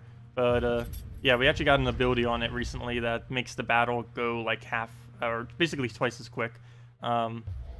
So that's been nice. That's the only bad thing about early game Puzzle Quest. Well, I guess the same thing. No, actually, the same thing doesn't happen in Gems of War. But the biggest thing that was annoying in early game of all the Puzzle Quest games is it starts so slowly with battles, but luckily it gets a lot quicker as you progress into the more overpowered stuff. In Gems of War, though, early game battles actually go pretty quick, even quicker than late game, surprisingly. The reason for this is you're dealing with a lot lower values while still having the full boost ratios. So things like Ranger, Lava Elemental, Rock Spirit, all those kind of troops, they end up having a really, really high impact on most of the early game. Simply, why did I hit it on that? Mainly because they have a static amount of extra damage that they do, and that static amount is ridiculously high when using it against things that have very low values, which is basically everything in the early game. So it works out nicely. Anyways, let's go get rid of that guy. We get the extra turn there. Go and destroy everything else, and should be good to go. All we have to do now is poke him with anything. And down he'll go. Currently running Gorgolfa, Scion, and Furnace, and Kraken. Interesting. You're about mid-game. Anything, thoughts, or suggestions to make the team better? It's really weird using Scion and not first slot. Do you not have it traded? Or are you just using it for the small mana drain that it has? Obviously you can't use both Gorgolfa and Scion simultaneously in first slot. That'd be amazing. That'd be absolutely amazing if that was a possible thing. But the team seems already pretty decent. It just seems a little weird having a Scion there, but if it's working for you, then that's perfectly fine. Personally, I'd probably, in that context of your team that you're using, I'd probably use a Queen Mab instead of a Scion. Because Scion's just going to help you win. It's not going to help you win quicker in the context of how you're using it. The only time when a Scion actually helps you win quicker is if it's being used in first slot, but obviously if you're using Gorgolfa, you can't do that. So going like Gorgolfa, what would be the exact order of it? It'd probably be Gorgolfa, Kraken, Infernus, and then Queen Mab all the way in the back. You'd still have to deal with devours, but with the current team you're using, you're already having to deal with Krakens anyways on the back. So yeah, something like that would probably work then. So Gorgolfa, actually we could go do that right now, why not? Let's see. Oh, not against this team though. The frontline Scion, okay. Hopefully it won't troll us, otherwise we'll try it again. But Gorgolfa, Queen Mab. I haven't used Queen Mab for a while in PvP for whatever reason. She is really good though. Dragon Soul. And what was the other one we needed? Oh wait, never mind. It doesn't use Dragon Soul. I was reading something else. I meant Infernus and Kraken. Infernus is kind of like a Dragon Soul in a way. And a Kraken. Oops, I just made the screen even smaller. That one definitely ruined the resolution. I might need to go fix that now. Let me see. 1 second. Actually, let's go use this battle. Wait, did it mess the screen up too much? Yes, it did. It made a gigantic black bar over there. Actually, I can fix that slightly right now without restarting. Let me see. There we go, good enough. Close enough. It's not pixel perfect, but there we go. What banner do we need with this? I guess just standard brown yellow to rush the Gorgolfa. That would be slightly problematic with Scion, which is what we are up against, but I believe for most general battles you would run it this way. Let me see, brown yellow. And let's go see what we can do. Hopefully we'll get a quick enough Gorgolfa that it doesn't matter that he has Scion first slot. Okay, so we'll take that up. What else we need to move around? I guess a red to the yellow. Probably for, well, we get double red and the yellow, and we had a chance for brown, which we didn't get. As long as he doesn't skull us, we're good to go. There we go, nice. Even extra turned it. And, oh, he got over a mana though. Maybe we can land the Kraken. How do we do this? Yeah, I need to make sure we land the Kraken by pure luck. Well, we got Devour and the extra turn, very nice. Now we get that down. We'll take the blue over, get a little bit of damage, get a freeze. Again, more damage, more freeze. If this hits it directly, we actually get the kill. Nice. There we go. Oh, that wasn't really smooth, though that was pretty lucky there. That was many instances of luck right there. Oh, also thank you, Edwin, for the subscribe. Much appreciated. And there we go, down it goes. But yeah, I believe that would be much more of an improvement compared to using a Scion there. You can get extra turns with her, you get freeze off of her, you get high damage output, all that kind of stuff. Let's go try it again. Against a somewhat similar team. What do we do first? It's probably Gorgolfa every time. I want to take the purple so badly because I'm so used to using Dragon Soul related teams. Do I take the yellow first? I think I do. So we'll do that so we can take the brown. He's not going to interrupt it. And now we just explode everything again. Hopefully get lucky. Nope. Didn't even get full mana on anything. We'll need to go get that right now. He'll get Dragon Soul. Oh, come on. We didn't even get the last 1 mana we need. Okay, he has the advantage then. He's already in the lead as far as mana is concerned. Ow. Okay. He's actually getting a lot of damage on us. Luckily, we got an extra turn there. Not enough to do anything, though. Let me just go move that. And I guess we throw an explosion onto this board. So we'll do just that. There we go. Very nice. Throw the Kraken. Didn't land, but we should have enough for Queen Mab. And then we just Gorgolfa into whatever, and that should be match. That would already be dead if it wasn't for the fact that his mana shield, but there it goes. And down it goes. But yeah, something like that would work pretty nicely. Oh, you wish you had Queen Mab? Oh, sorry, you don't have Queen Mab. Okay, that would explain why you're not using Queen Mab. My bad. Well, I guess just use Scion then, and then replace into this once you get a Queen Mab. Because I don't think there's any other replacement that you can do for that blue-purple other than a Scion Queen Mab. Other than going into Mythics. But, yeah. So I would say just wait till you get a Queen Mab then. Or, you know, use a Scion for now until you get one. That or use an Impervious last slot instead of the Scion that you're currently using.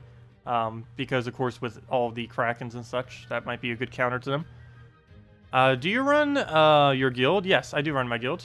I do have some other people that normally recruit for me, though I do try recruiting myself if we need. It's just, it's really time consuming. But once 27 out of 30 comes, which should be coming next patch, that becomes a lot easier because you don't have to constantly do it on Monday. You can do it on basically any day of the week and it doesn't really matter. So that'll be a lot nicer. But yes, I do run this guild. So yeah, we've been running it for a little over a year now. It's been, what, 512 days.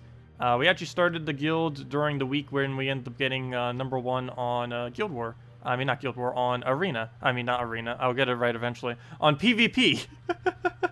We got number 3, but we lost to 2 bots, so it was technically number 1. Let's see. That's happened to a lot of players, too, in the past. They do have bot detection and stuff like that. It could be better. They haven't really had to deal with bot detection, which I think is one of the main reasons why it's not the best. You have to keep in mind, if I'm not mistaken, this is the only game. Well, this game has had more of a player base than any other game they've really had in a multiplayer scene. So they haven't had to really deal with anti-botting as much as they had to in the past. So that's probably one of the main reasons why.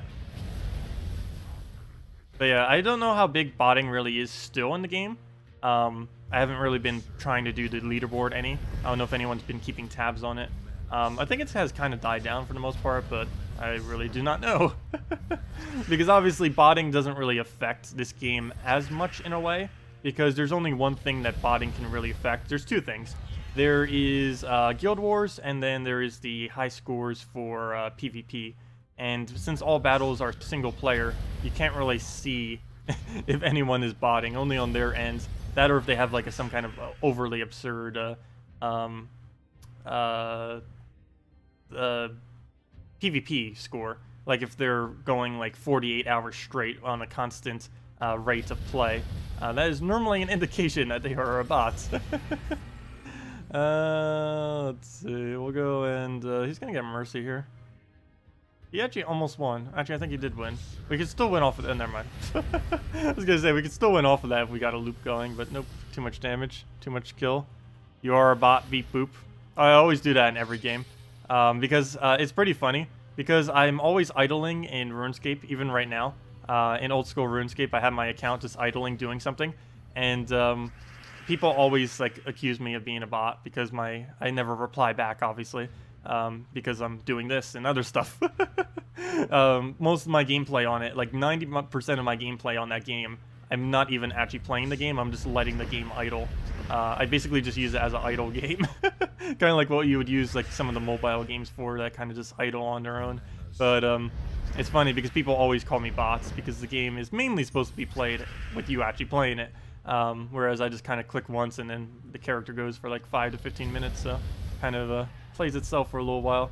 But everyone will call me bot, and then if anyone does and I'm actually like playing at the given time, or like on YouTube or doing something that's not streaming, I'll type like beep boop into the chat or something like that.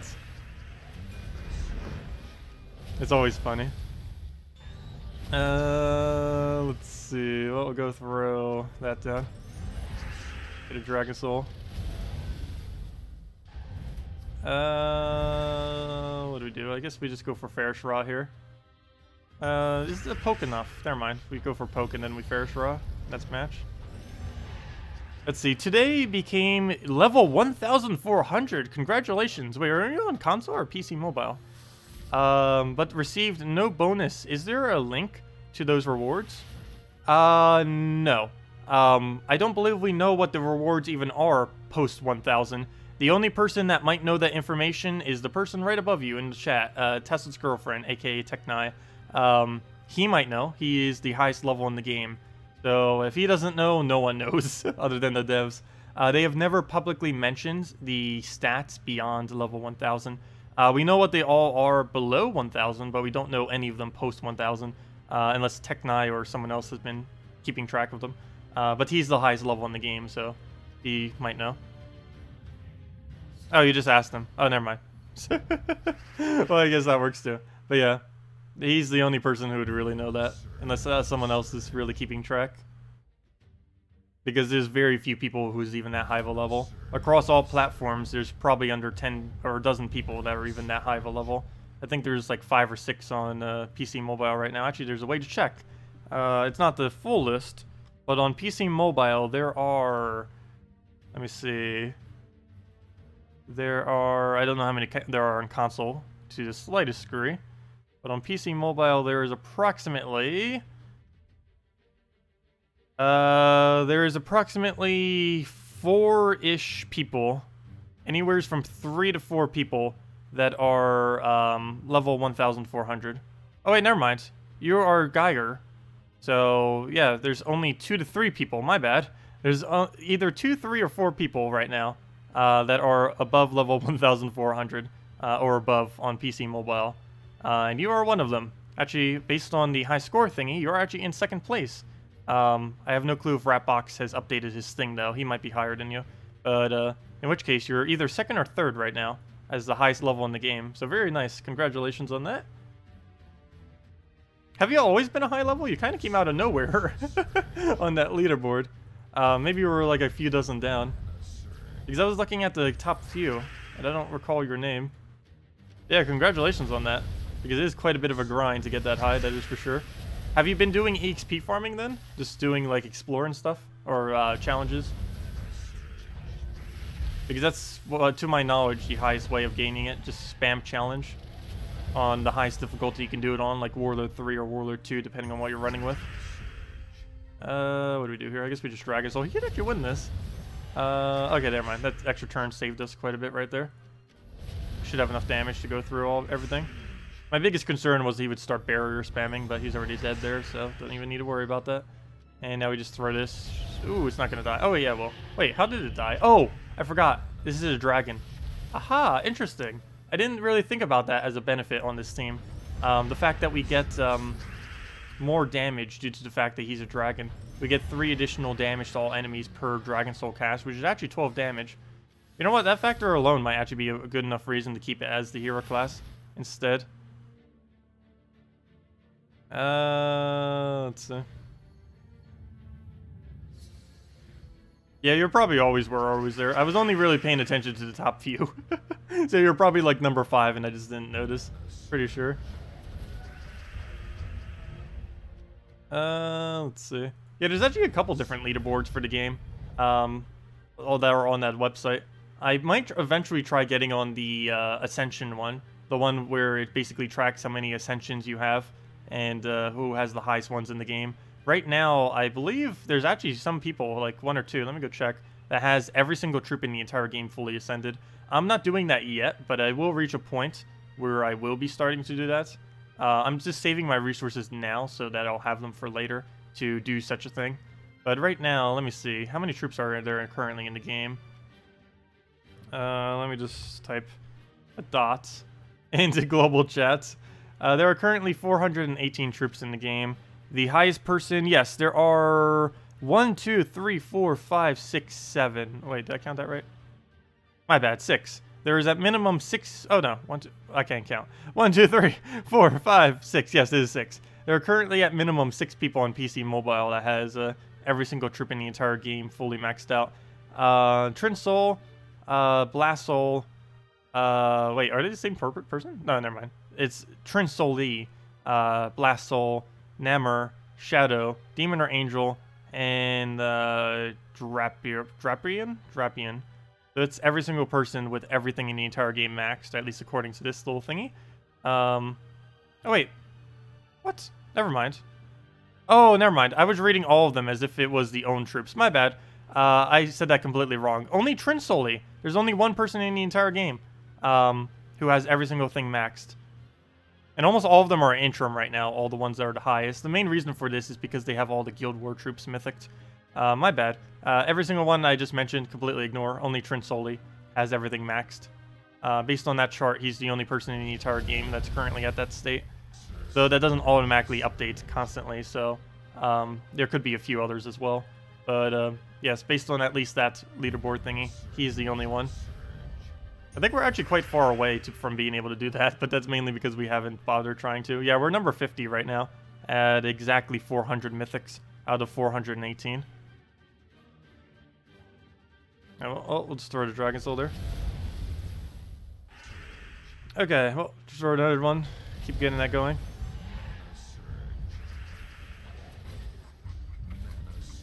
Let's see. Wait, you should stream the beta. They already submitted the new version. Nothing to change now. I don't know if they want me showing it in advance like that. I guess it wouldn't hurt. Like, they literally already showed it. Oh, no. Should we? I don't know if we should. But, I don't know. They literally showed it, so I guess it wouldn't hurt. I actually haven't played it for about a week now either, and I think they made a few additional updates. But there's still like a little bit of tweaks and stuff that they're doing with it. And what you saw on earlier might not be exactly, but they're still tweaking it. Like, they made a change like literally yesterday when they were messing around with a couple things. Because there are some things that they can make that they don't need the client update for, as far as changes. But I don't know. They still haven't given permission to do so. It's the whole reason when what's-her-name showed the video earlier was privated, just so that it wouldn't be seen. But yeah, well, we ended up doing that last time, and they were pretty clear about it. They were like, nope. So I can't really do it again, unfortunately. Unless they actually give the word on it, I can't really do it. We did it once before, for the previous version, but probably not going to be able to do it again. Until they actually, like, specifically say that we can. Don't worry, the second that we get the capability of doing so, we will stream it. Even if it's on a nightly stream. Because obviously at this point, if they give permission to, it most likely will be on a nightly stream. So move that over. Yeah, hopefully when they're doing the event next week, they're going to say on Sunday night that we can. And then boom, we can go do it right then. So hopefully Sunday night we'll be able to stream it, so tomorrow night. Also, let me go give out the first redeem code. We'll have 2 today, as we normally do. Let me go give out the first of which. Because I still haven't done that yet. I'm going to go put a Dragonsoul down there, get her poke, and down it goes. Yeah, worst they could do is remove me from beta, but I want to have access to those betas. Let's see. But yeah, let me go give out the first redeem code. Let's see. If I could find where on earth it is. There it is. Found it. I've been getting good and keeping it open. Let's see. Which one should I give out? I don't think any of them are relevant at the moment. What on earth is that code? Okay, I need to give out this one because it's so ridiculously weird that I just have to do it. Well, I'll have to give it out eventually anyways, so. Let's see. Where is it? I was just looking at it. There it is. Why? Why? Okay, let me go get that one in. Copy it. Oops. Fail. Copy it. Come on! There we go. Save and edit. Let me go put this into the interface. Where to go? Where to go? Where to go? Gems of War. Redeem code. Where did it go? I have it copied. I'm just trying to figure out where it is in the interface. It's still something I need to do eventually. I haven't bothered doing it because there's so many things I have to go through. I still have my old Twitch interface set up underneath all the interface that's currently visible right now. Most of it's hidden, of course. But there's the code thingy. A lot to go through and organize later. But anyways, there's the code. Let's go give out the thing in chat so you guys can just copy paste it. And we'll have another one later on. You can only claim it if you're PC mobile. Use that gemsofwar.com underneath game code for any of you that aren't aware. And it gives the standard rewards as it always does. And there it is right there. For any of you that want to go use it, PC mobile. The invite code can be found under settings. Whatever that says right there in your game. And the redeem code is the code right below us and in chat. And it gives the normal reward of... Actually, let me go type it in first. Invite code, boom, redeem code, I'm not a robot, and redeem. Success, and that gives the normal reward of 2 treasure maps, 1 gem key, 200 souls, and 2,500 gold. See what we get from the 1 gem key. Anything good? No! He's basically dead content. Not even gonna bother going over him. But there we go. The stream when you got to Dungeons and Soulforge in the beta version was the best stream ever, actually. It was. It was a lot of fun. It was actually one of our most viewed as well. But yeah, that was a really, really great stream.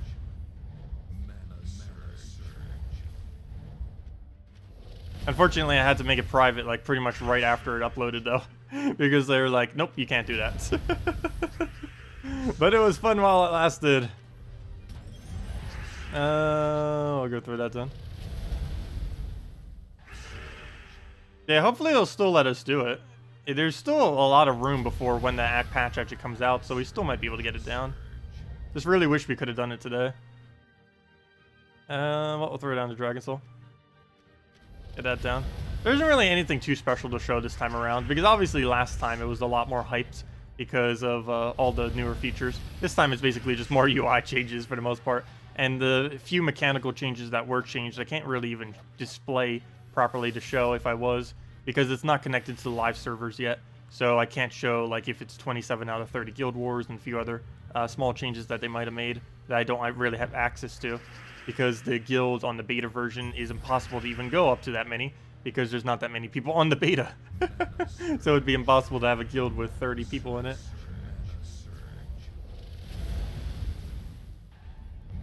You're getting 404 error on the redeem code page? Did I type the link wrong? Boom, 404 error. Well, when you get to that 404 error, click the thing that says game code in the top little bar. On the bar, it'll say home, game info, gallery, forums, game code. Click the game code, and support, and then server status. But if you click game code, that will bring you to the correct one. That was weird. I typed the right link. I don't know why it didn't go through. But yeah, just once you get to that page, just click the game code. The word that says game code, and it'll bring you there.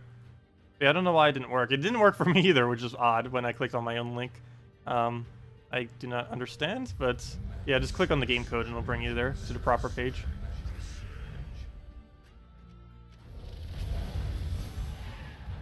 Is that enough damage? Yes, it is. Let me kill him before he does something. We don't get an extra turn, but I need him dead, just so he doesn't get in the way. Take that extra turn. Almost missed it. Get the Dragon Soul down. If there's anything else you guys want me to mess around with, any questions, feel free to leave them all in chat, and I'll definitely make sure to go over them all. Oh, that didn't do too much, at least. Let's throw that down. We did get an HP buff, though, which is slightly annoying. But all we need is one more of him, and we're good. The World Breaker. And let's match with anything. And there we go. Down it goes. Hey, we got a runic, too. Pure yellow runic. I don't actually need yellow runics. I believe out of every runic color I even need, that's the one I need the absolute least. Unfortunately. Let's see. Oh, did I type it as HTTP? That's weird. Was it defaulted like that? HTTPS. No, I have it as HTTPS. Did I not copy paste it as such? That's weird. No, it's copy paste correctly. Or do you mean that the other way around? That it should be HTTP instead of HTTPS? Yeah, I typed that as HTTPS. Also, what does the S stand for in that?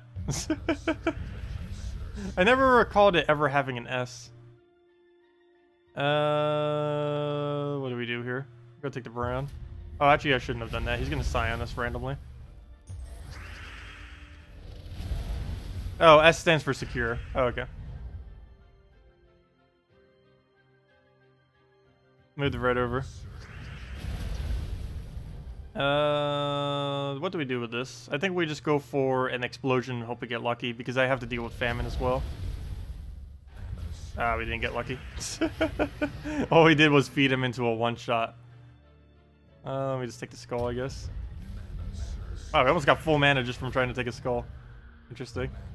And we'll take that. Dragon Soul. We're still easily going to win this.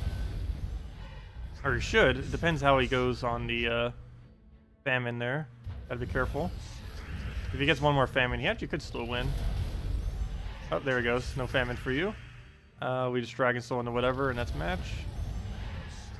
And that's match. Yeah, no problem for the code, everyone. And we'll have another one a little bit later in the stream. Probably in about an hour-ish or so. And we'll be streaming probably for about another hour and a half, approximately.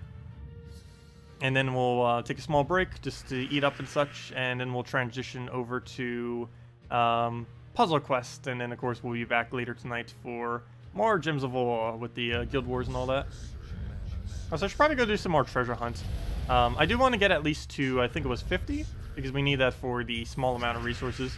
I'm not really going to go further than that, but I think it is time efficient to go for those little resources.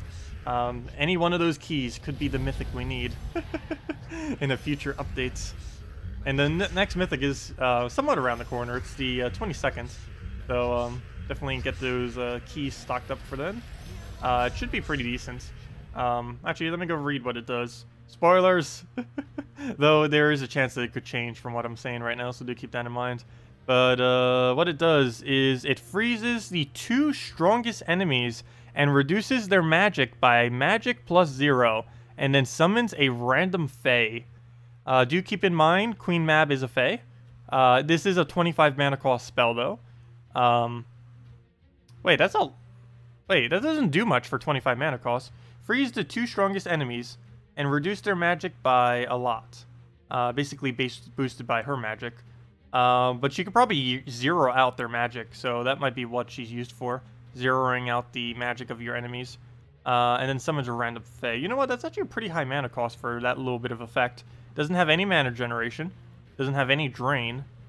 Oh, you know what? She might actually not be that good. But, of course, she could be reworked by then. Also, she creates an Ice Storm on 4 times and 5 times matches. So, for the Infinite Blue Storm, she might just get used for that as well. And just be used as a last slot utility. She carries many of the same colors as Queen Mab, though. So, I'm not sure if she would actually be used over a Queen Mab. She's blue, purple, yellow. Queen Mab's already so strong that it might not be used. Who knows? Actually, it has the exact same traits as Queen Mab. But the only difference is, instead of freezing on 4 times matches, it's Ice Storms on 4 times matches. That's the only difference as far as their traits. But yeah, I could definitely see them slightly reworking that before it actually gets released. That does seem like it will be a little bit towards the weaker side if they release that exactly as is. But we'll have to see. The fact that it can zero out magics might be decent. Like, for example, if he was to cast that right now, he would freeze this, and bring both their magic to 0. So, that could have potential. Well, we are frozen on everything, and I don't really have too many options here. Anything we do will guarantee not extra turn us. Yep. And let's see. Can we throw this at him? That's not enough damage to kill. So let's just go for this. We have unfrozen on brown, so maybe we'll get that lucky. Nope. Nope. Okay, we lose. Can't extra turn, but we got full mana at least. There's Corvash. He takes a skull. And we did. I have not seen a Justice team win in a while now. Mainly because we haven't been seeing many Justice teams. Yep, he won. Well, Justice team still has its spunk, apparently. He won with a 12 HP, Justice. If that would have died, we actually could have really easily won that, but oh well. It's like when a Scion lives with 1 HP and then wins the entire battle because of it. There's nothing more annoying than that. But similarly, that kind of happened in that battle. Just with a different troop. Have I tried reclaiming one from the beta account? Not recently. It shouldn't work if you do so. The last time I tried doing it via a beta account, redeem codes did not work on it. I have not tried it within this current beta version, though. I assume it still is the same way. Because since it's not connected to live servers, it doesn't work. Only the accounts connected to the PC mobile live servers can redeem codes. Unless they changed that recently for whatever reason. Which I highly doubt they would have done. Fares for, throw that down.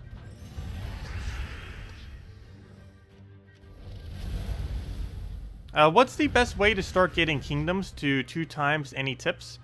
Wait, to 2 times. What do you mean by 2 times? As in 5 stars? I did a video on that a little while back. It'd probably explain it better than what I can do right now, but let me briefly go over it and then post the video. But, okay, brief explanation. So, basically, get every single troop within the kingdom as leveled as you possibly can. So, let's say, for example, you want to... Well, actually, there's something else you need to do first. First, identify how many troops you have under every single kingdom, and find the kingdoms that you want to upgrade. So let's say you want to get your 2 times for your extra magic on Bladed Lands, Darkstone, Zolkari, Karkaroth, and Silverglade. First thing you'll want to do is, of these 5 kingdoms, check underneath this category right here by going under Sort By. I mean, going under Kingdom, and then finding the kingdom that you want to do. So go search all of the magic kingdoms, and then when you find which one of them you have the most in, which I believe currently Zolkiri has the most overall, so it's the highest chance that you most likely have the most in this kingdom. So you find the kingdom that you have the most in.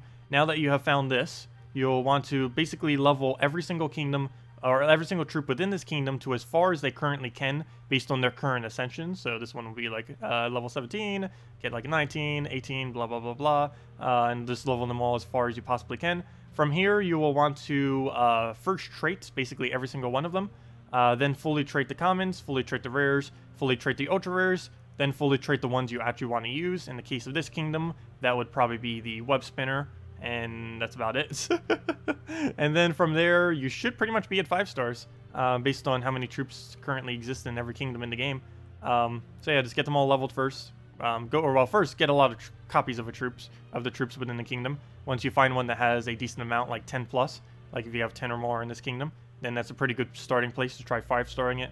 Get your levels, get the basic easy to do traits. The first trait on all of them are the cheapest, and the lower the rarity, the easier they are to trait. So things like commons, rares, ultra rares, and then from there you pretty much have reached 5 stars, and everything beyond that is just higher stars, until eventually 10 stars, but that's way down the line.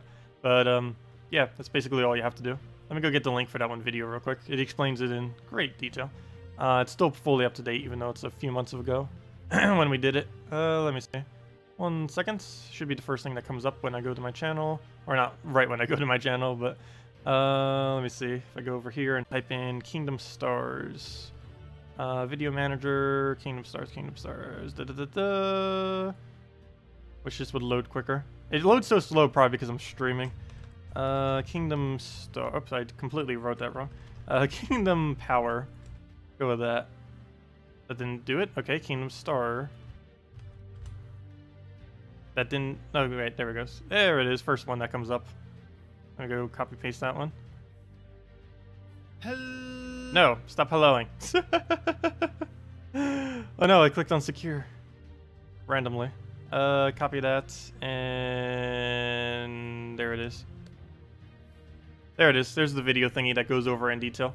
So I did a small explanation, but if you want to know everything you'll ever need to know about it, there's the entire video that goes over basically every possible little detail you would ever need to know about it. And it's still fully up to date because they have not changed the system at all since then. Actually, it's just actually became easier since then because, of course, the more troops there are in the game, the easier it is to at least get to 5 stars on every kingdom. Let's see. Could you comment on this team and fix it? Trying to figure out how to put Amnesia into a purple attack team. Sunbird, Amnesia, probably Amnesia back a slot. Cabarrus and Spirit Fox. Not horrible. I guess just switch Amnesia and Cabarrus. That's about the only thing you might need to do. You get a slower Amnesia, but it's safe from Corvash, and you'll still get 2 manas into it. The only thing you wouldn't is purple, but you're already not getting purple because Sunbird's blocking it, so that's not really that big of a difference. So, you could just go a blue-yellow oriented banner, rush up your Amnesia, keep exploding it, keep getting all your utilities, and just keep going from there. You could even just go a +2 blue, +1 something, and -1 banner if you wanted to try to get that up a bit quicker. I believe the -1 yellow banner does that. Isn't there a +2 blue, +1 green, -1 yellow? Pretty sure that's a banner from the Merlantis Kingdom, if I'm not mistaken. So something like that might work out for it. It is a little bit annoying having a Spirit Fox in that team, though, because your main mana generator, or your only mana generator, is Amnesia. So you're denying out your yellow with your Spirit Fox, which can be a bit annoying sometimes. But at least it makes for a really quick drain, so it might help you more than it hurts anyways. Let's see. Tacet, you look hungry? Well, I haven't ate all day. I may look hungry some streams. That's mainly because I normally don't eat until... I normally only eat like 1 or 2 meals a day, generally. I was kind of trained that way from college because that's the only thing I ever had time for. And because of that, I basically just made it a habit of just always eating only 1 or 2 meals a day. So normally I don't eat before streams, and since streams, particularly on Friday and Saturday, go on for several hours, I normally don't eat until, at minimum, like 2 or 3 a.m., sometimes a little bit later, particularly when we used to do it to 4. There were days I wouldn't even eat till like 5. But I'm kind of already used to that because normally when I was in college, my first meal of the day would be at like 5 p.m. 4 or 5, which is when I normally eat now anyways, these days. But yeah, these days, basically I just eat after both the streams. I'll eat at like around 3 p.m.-ish, and then I'll eat again around like 9 p.m. And that's normally my eating schedule for how I currently eat these days.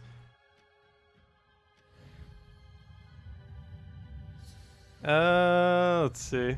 Can you do, or have you done a video on how you build teams? I have not done a strategy on how I build teams. I basically just build a team. I guess I could go over strategy. There's a couple different things I do. One thing that I normally build most teams out of is a frontline tank / mana generator, plus a another mana generator / utility, damage source, and then backline tank / damage / another mana generator. That is normally how I build my teams. So basically, 2 support troops with 2 damage troops is the bottom line of what I just said. And you put the damage in the middle, and you put your utilities in the back, your front and back. There are some teams that you change that a little bit, particularly if your utility that you're using is squishy and would get killed by skulls, or if it would be destroyed by Kraken. But for the most part, that's how I build most of my teams. The full strategy is a little bit different than that, but I don't know, I just kind of put things into a team, see what works, test again. But mainly just try covering every color, which is sometimes a bad thing. There are teams that can work without covering every color. And other than that, I try going with at least 1 exploder, or at least something that's really good at mana generating. You need at least 1 mana generator. You can't run a team with 0 mana generators. There's essentially nothing in the game that runs with absolutely nothing. You need at least 1 to get the team going. And you have to make sure you don't put too much damage in with not enough mana generation, as well as not putting too much mana generation with too little things to use it. Like if you're using, let's say, a Valkyrie to fill 1 single troop that has a 10 mana blue, and there's no other blue on your entire team, you probably shouldn't be doing that. Similarly, if you're using, like, let's say, 2 mana generators that are focused towards, let's say, red, but you only have like a 16, let's say you only have Dragon Soul as your only thing, that's a little bit too much red to be feeding into it. If you're going to use a specific targetable mana generator, you normally want to make sure you have enough pool to actually fill to make it worth using that many. Otherwise, you could replace one of them for more damage or more utility. What do we move here? Also, in early game, the easiest way to build a team is just look at everything that has a boost ratio and pick whatever has the highest numbers. And I'm not even kidding. That's literally the strategy you pretty much use in early game. Look for whatever has the highest boost ratio, then use it. That is essentially the entire strategy for early game, especially since you don't have as many troops to choose from. So, for example, if you see a Dragon Soul that has a 3 times boost ratio, you know you should be using that. Basically, anything that has a 2 times or better boost ratio is worth using in early game. I'll throw down that. Ferris Raw. And kill it. Down it goes. Squishy. I don't know what else you would call it. Anything that gets hit easily. Because glass cannon wouldn't work because they're not necessarily always glass cannons. Like Mirrorlift is a glass cannon, whereas Azura isn't technically a glass cannon. She's flimsy, but she's not really high damage output. She's mainly a support troop that's flimsy. We'll go take the purple.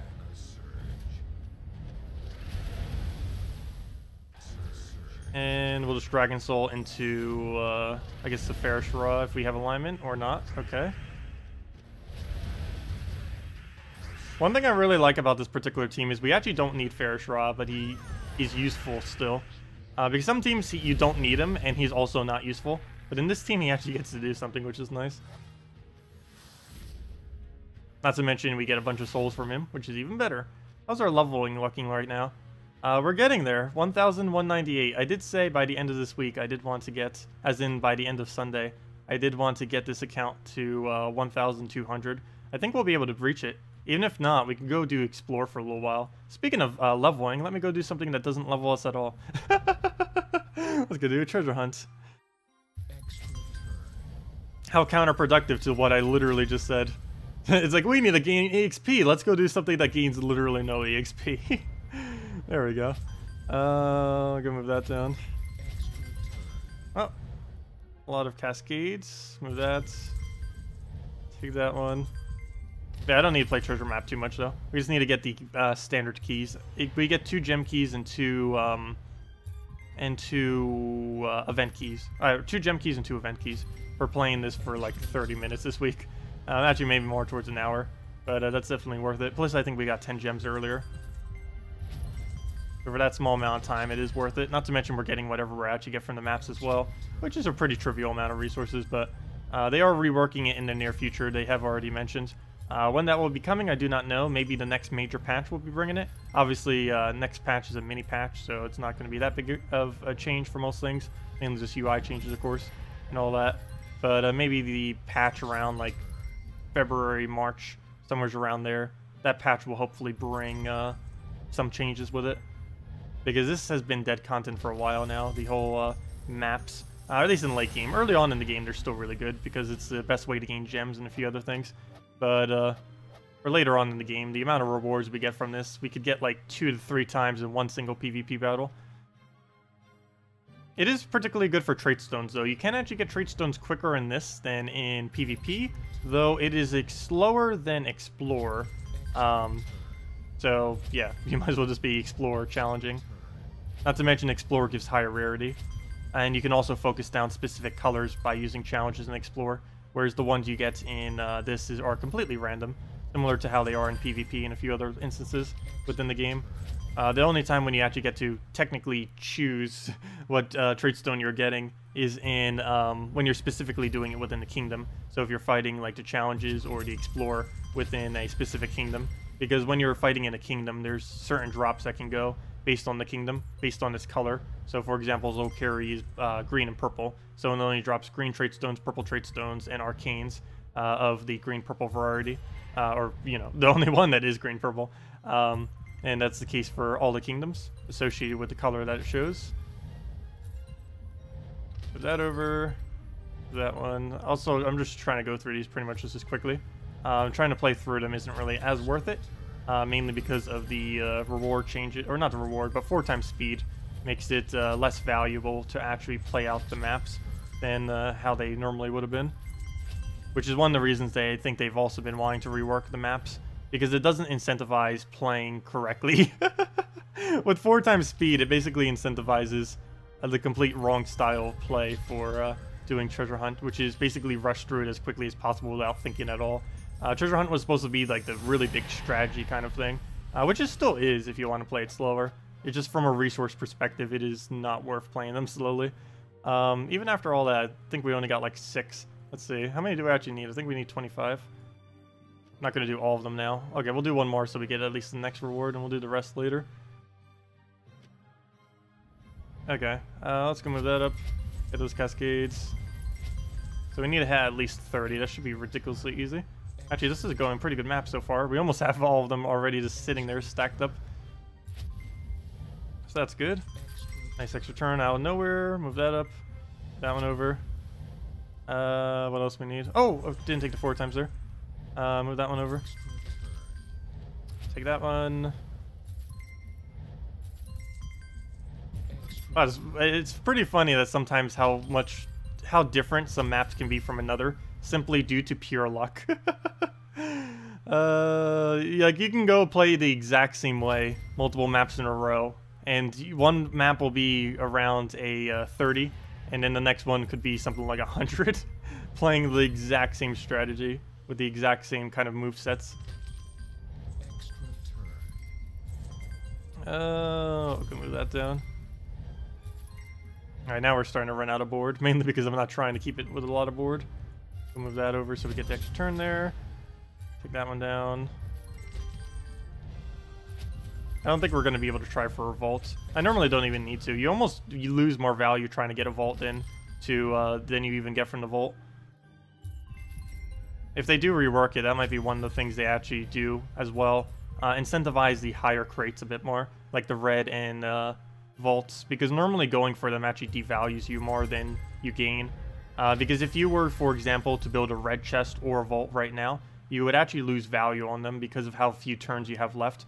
Because converting them in lowers the total amount of resources, but technically there's supposed to be more resources on the board because now there's more room. But if you're doing this when you're at a very low amount, you're actually going to get less resources, not more, from converting them into a bigger resource. So it makes a weird incentive structure where it's not always good to convert into the bigger resource, which is a bit odd. But it's been set up like that always. Okay, and that's the end of it. And right at the 50, so there we go. And now we get our 2 gem keys, and later we'll get our 2 event keys. Probably not today, but do want to claim them just in case we need them later. And go collect them. I'm not going to bother with the 6 event keys or the 50 gems, though, or the Lil Johnny. We haven't met Mythic, so no point in going for him. The only other thing we kind of need is 24 more for the 2 event keys would be nice. Anyways, back to PvP. I literally say literally too much. I probably do say literally too much. I use literally for everything. I say it more than like.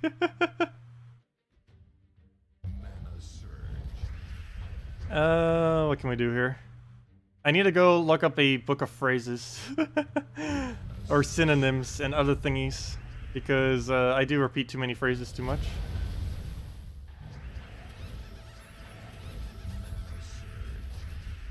Okay, what do we need to do here? I say that a lot too. There's a lot of things I say too many times over. And we can't take that, so we'll just go for the extra turn there. Take a Ferrous Raw here. Wait, never mind, we don't have alignment. Even if we did, we're frozen on it. Never mind. We'll throw that down then. I don't think I need a Ferrous Raw yet. We'll just keep throwing Dragon Soul until we can't. He'll get whatever there. Now Ferrous Raw just so he doesn't summon. We don't get the turn, but I did need to kill. And now we just win. Just Dragon Soul into another World Breaker. Oh, he didn't get his final mana, but it doesn't matter. We can just do that. Oops. And down it goes.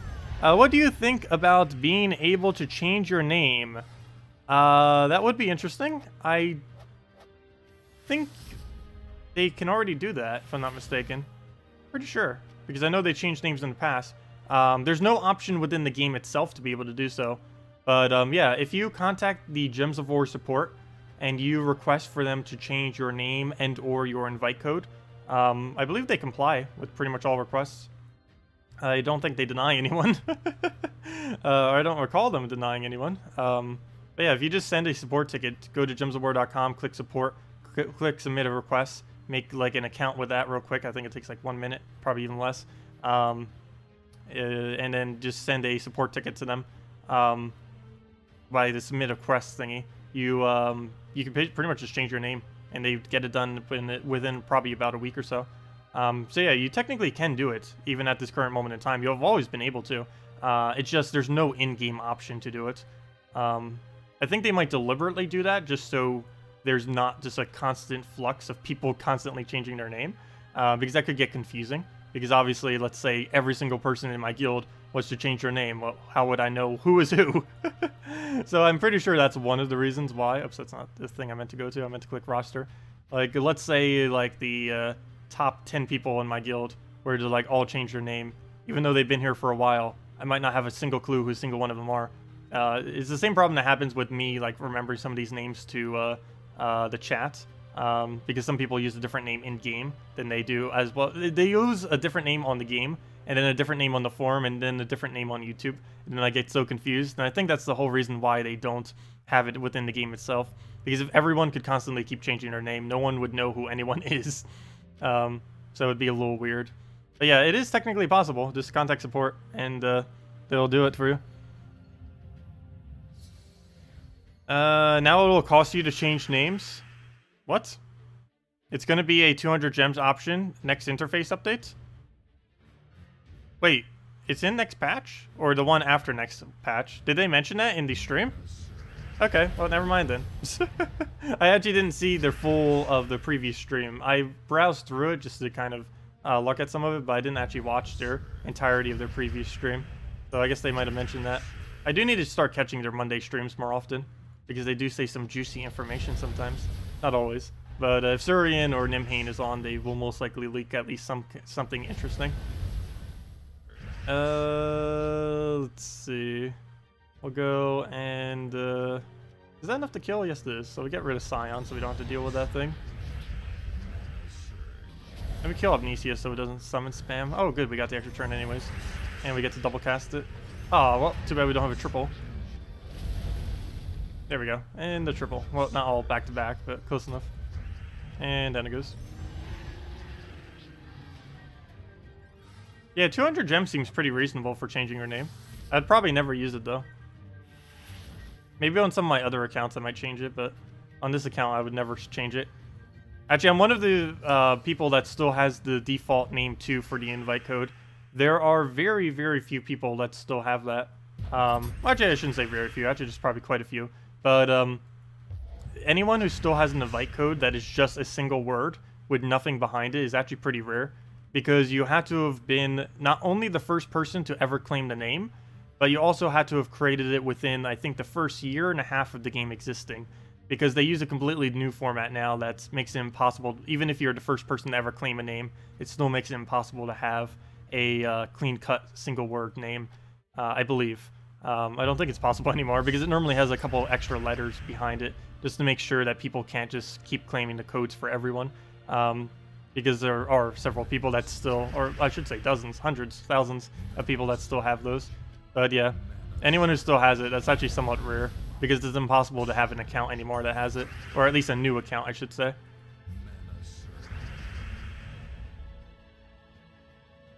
Let's see. Oh, your invite code is just your account and you started in May? That's odd. Maybe it only... Okay, maybe still unique names still do it. Never mind. So I guess if you still have a completely unique name, it still does it.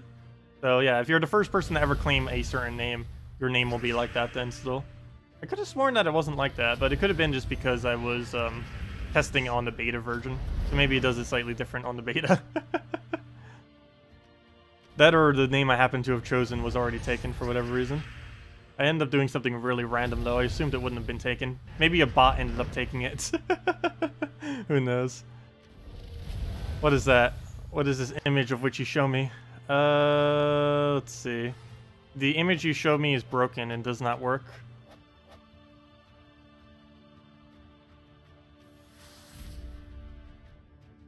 There it is. There's the image. Let's see if this one works. There. Nope, that one didn't work either. I don't know what's up with these copy-paste not working. The link I ended up showing earlier didn't work either until you actually clicked on the thing. Yeah, neither of those two links you guys just posted worked.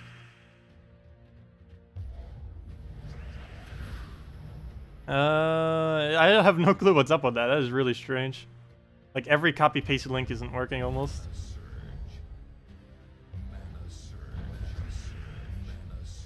Let's get a Dragon Soul here.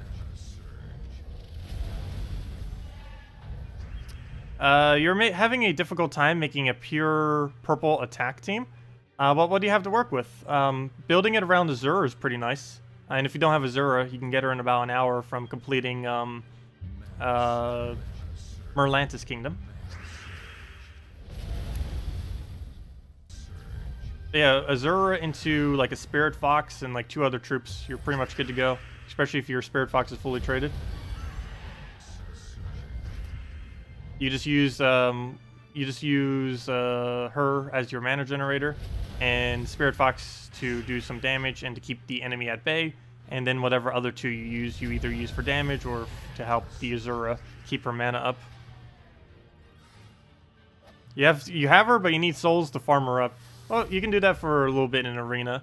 That's about the easiest way to gain souls earlier on. Just put your best soul armor on, go to Arena, and start grinding that out a little bit.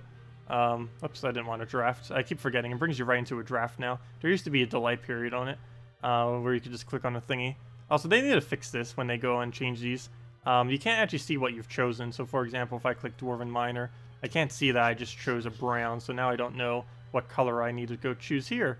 You know, this guy was actually pretty decent, wasn't he? Boosted by all browns on the board. Yeah, he gives a really gigantic HP buff. He is surprisingly good within the context of Arena, actually. Assuming he doesn't, like, def marks your team or something. Like, for example, right now, I have no clue that I just chose a brown and a red-yellow. So if I was playing a normal thing, I wouldn't really know what exactly is up. But, yeah. Obviously, we remembered, but a normal battle thingy, a person might not remember. And then just, like, not pick something completely wrong and have to redo it and stuff like that. I don't know, it's really weird how they currently have the drafting in Arena. And next patch, to what I remember, actually does it the exact same way, which is annoying. They might not update it until they do the minigame update, I guess. When they go and rework both Arena and Treasure Hunt. Oh, should have taken the yellow there. Perish Raw, go. Sure, we'll throw it at Kate. That's not enough damage, though. Let me throw it at a Summoner. He'll just die off of AoE at this point. Do we have a recast? Not really, but I can get rid of something if I want. Let me get rid of his barriers. We'll do that. Hopefully he won't Apothecary here, good. And we'll just clear the board out. If he does Apothecary, we can actually use our Mountain Crusher at that point. And we got Alignment if he doesn't ruin it. And he does ruin it, fail.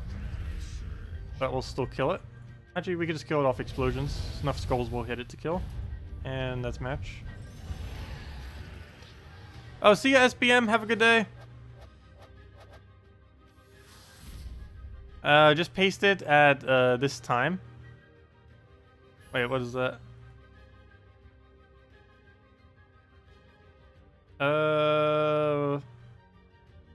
What is this?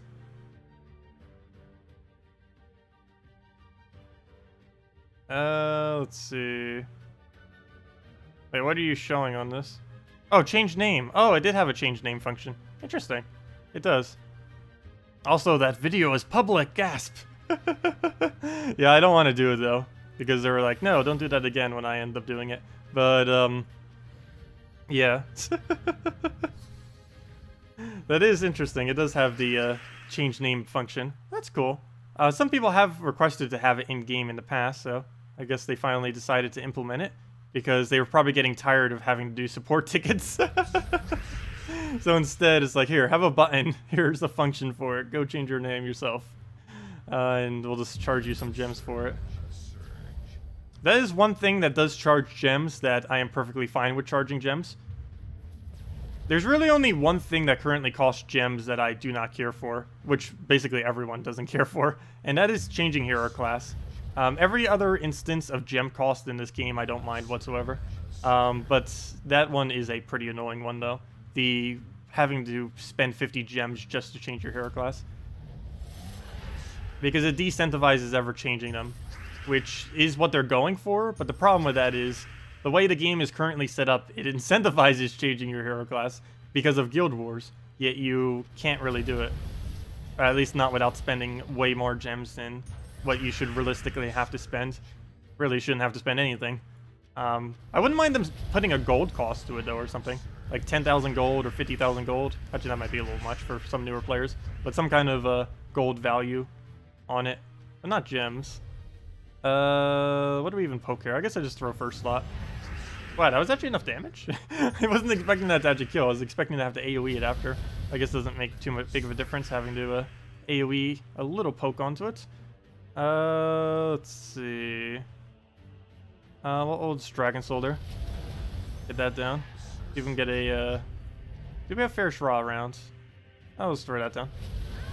There we go. And down it goes. I like how I'm doing that as if I actually need to keep the game going. It's already dead.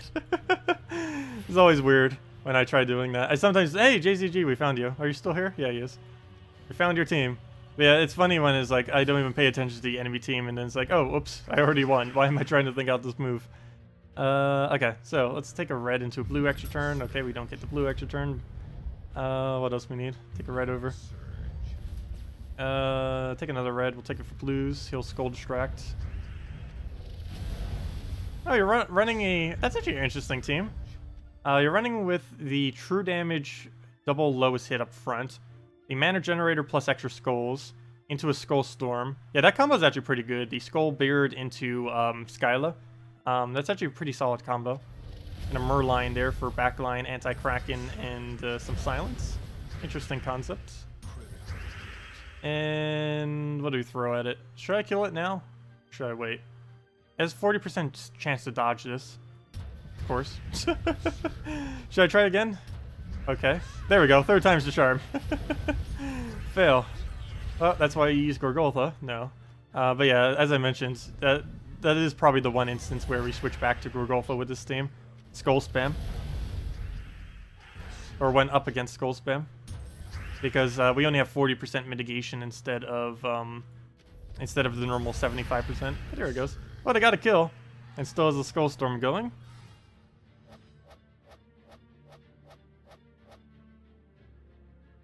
Hey, your character actually looks somewhat like us. I always use the pirate suit, though. I find that one to be the coolest. And the dragon one. And Death Knight armor. Those are the three I normally wear if I was to wear one.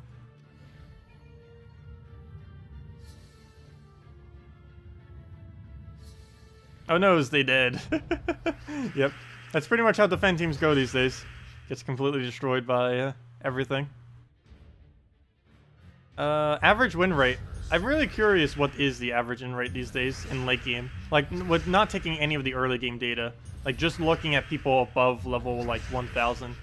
I'm really curious what the win rate is. I'm almost guaranteed it's upwards of 90%. Probably even higher than that. We'll go throw that down. Maybe slightly lower for Guild Wars, but I'm pretty sure it's still pretty high up there for Guild Wars too. Because obviously in Guild Wars it's a lot easier to lose than in normal PvP. Because in normal PvP you can run with literally anything you want.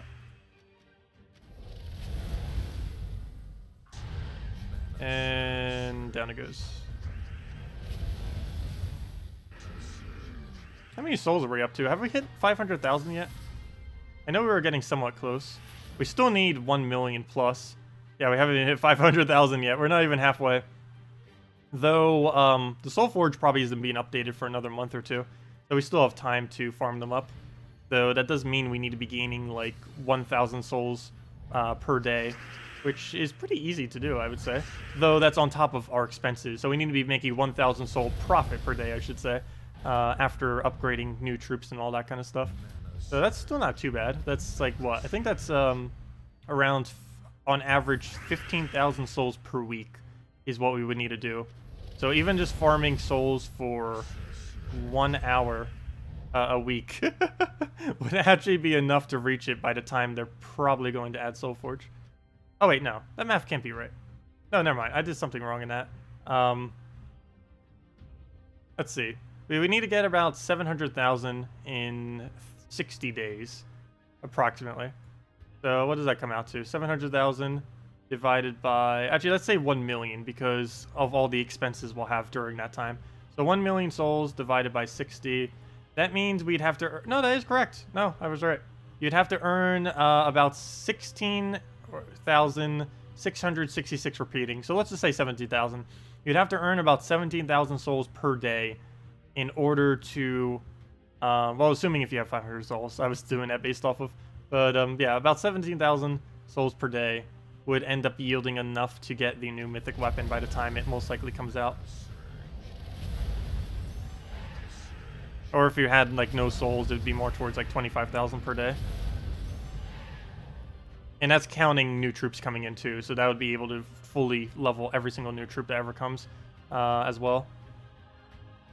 What do we go for here? I guess we just Mountain Crusher. I feel like I never use that, but I think this instance does call for it. So we'll go throw that down, and one little poke will finish it. How many souls you are getting if you decide to disenchant your troops? It's around 2.3 million right now, at this current moment in time, which I will never click, ever. I'd rather spend the time farming them than to click that button ever. But yes, as this current moment in time, we are at, let me go see. Troops. Go under any of them. Go over to just... Oh, no, disenchant. There's only one copy. I don't know if it'll do something weird if I do that. I do not need to disenchant my only Amnesia. That cost me like 5,000 gems when we end up doing it. But yeah, we would end up getting, if we were to click this disenchant button right over there, we would end up getting 2,302,540 souls for clicking that button. So yes, we will never click that button. They better not ever switch those two options. Could you imagine if they click the confirmation button, changed it so the confirmation is to the left and the other way around is the no? But yes, we'd gain 2.3 million if we disenchanted our extra troops. We're almost at 200,000 copies. Actually, we probably would be if we were to open every key we had. So the next key opening, we'd probably have around 200,000 once we get around to that. And that should be happening soon, probably in a month or two when the new kingdom comes out. We'll go move that down. And I guess we just take red. And they're bringing Chinese localization too when they do the next patch. We'll move that one over. Get the purple over. And then we go for the Dragon Soul. That'll be interesting if that will actually increase the player base by a lot too. Because I believe the main Chinese-Japanese match 3 game right now is Puzzles and Dragons, if I'm not mistaken. I don't know if there's a bigger one other than, like, you know, it's just like some kind of standard Candy Crush or something. I'm not too aware. But, yeah, I believe that's, like, pretty much the biggest game for around their localization, as far as match 3 games are concerned. I'll throw that down. And then we just Dragon Soul into the explosion there. And we're good to go. Move that up, explode all the things, and that is match. Did I reach 1,200 yet? Unfortunately not. We are currently at that much EXP. We are 1 3/4 levels away from 1,200. So, still got a bit to go. A bit to go. But yeah, we could power level if we just go into challenges or something. I just figured we'd mainly do it in PvP. But yeah, we could probably get in like an hour if we were to do it in just challenges and stuff. Though that would be us literally just using the same team over and over again in it. But yeah, our goal is by the end of tomorrow, we will have level 1,200. By the end of tomorrow night's stream, we're not ending it until we are level 1,200. That will happen. It must. Okay, he'll poke us. We'll throw the Dragon Soul down.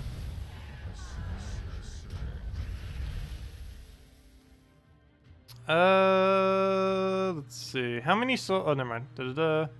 How many soul? Oh, I already. I just read the same question twice. Let's see. What is a Dragon Soul team you could use that gives 100 soul cap? Without falling off in PvP. This. And basically anything Gorgolfa, Dragon Soul, Fairish Ra, plus one other troop. It doesn't have to be World Crusher. We just happen to be using World Crusher because it works really well. But that could be basically anything else. Yeah, either what we're using now, Mountain Crusher, Dragon Soul, Fairish Ra, plus other, or Gorgolfa, Dragon Soul, Fairish Ra, plus KrissTigger or something. I think KrissTigger would be the next best bet if you were going to roll something like this. So yeah, any of those. Actually, if you were to use the KrissTigger variant, the team order would probably be Gorgolfa, KrissTigger, Dragon Soul, and Fairish Ra all the way in the back. Something along those lines.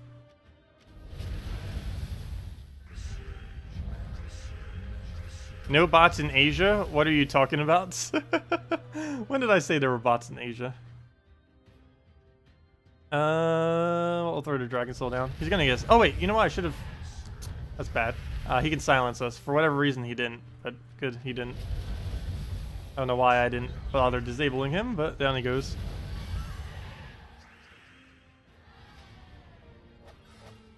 Oh wait. Well then, how do you expect to get 100%? There's impossible to get 100 soul cap really without it. You would have to run 3 necromancy. And any PvP team in the entire game that runs with 3 necromancy is too clunky due to current available options. So there's pretty much nothing that you could run if you don't have the Fairish Ra with it. You could run like triple Warlock, Valkyrie, and like a few other really weird teams. But all of them are way slower than what a normal PvP team would be. So there really isn't anything that you can do without a Fairish Ra. You could do like partially, like you could do maybe like an 80 soul cap or a 60 soul cap without getting in the way. but trying to go for 100 soul cap without Ferrous Raw is near impossible without reducing the amount of time it takes to win in PvP, which is normally why most soul farming teams run in not PvP, because they all just work quicker. Because the whole objective when you're trying to farm souls, with Ferrous Raw here, we're just passively trying to gain souls, but if you're trying to do a legitimate soul farming team, you always do it in easier battles, because the main thing you want is to gain max soul capacity while completing the game as quickly as possible, the match that you're currently in. Whereas in PvP, that doesn't normally happen.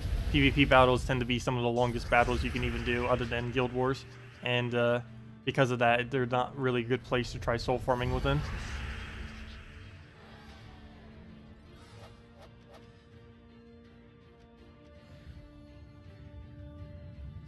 Yeah, if anyone else has any other questions, team builds you want me to do, anything of the such, feel free to leave them all in chat, and we'll definitely make sure to get around to them. Purple, did we take it? Yes. Come on, purple. Nope, no purple. Okay, we'll move that down, Dragon Soul, go from there. You have used SP. Why can I not remember what that is? SP, Warlock, the Dragon Soul, and Alkalite. What is SP? Too many things. Let's see. Some of the abbreviations that aren't used more often, I forget. Let's see. Yeah, I don't know what SP is. I'm never gonna bother guessing. Can't recall off the top of my head. But yeah, SP, Warlock, Dragon Soul, Alkalite. If I knew what SP was, I could say that's good, but seems decent. You have the Warlock there for damage, Dragon Soul for the mana generation. Alkalite doesn't really serve much purpose, but it will feed the brown that you need. But, yeah, it seems okay. Team build, Sacrificial Priest. Oh, it's SP. That's Sacrificial. Wait. Why do you use Sacrificial Priest? Do you just use it on itself? Okay, that's what SP stands for. That's why I didn't remember it, because SP barely gets used.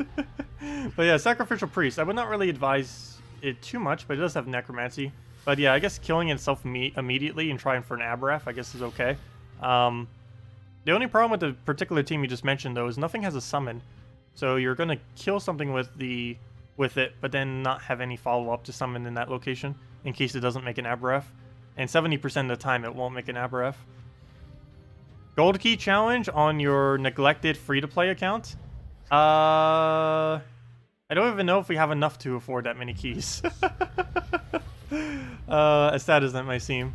But yeah, I guess we could head over to the other account. I don't see why not.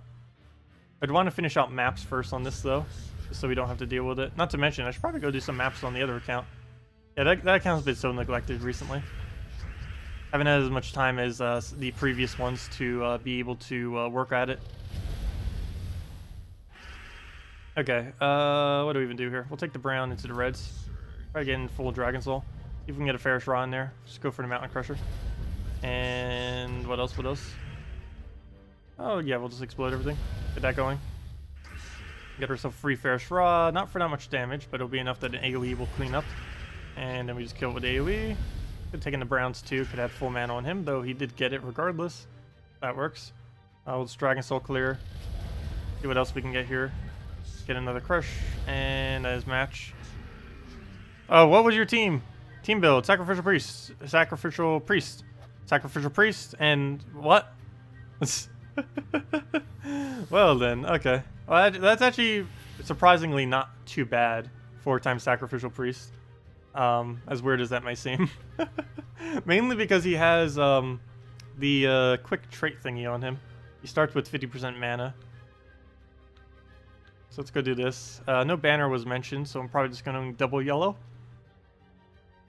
Or, you know what, let's just go purple-yellow. It gives us a variety to choose from.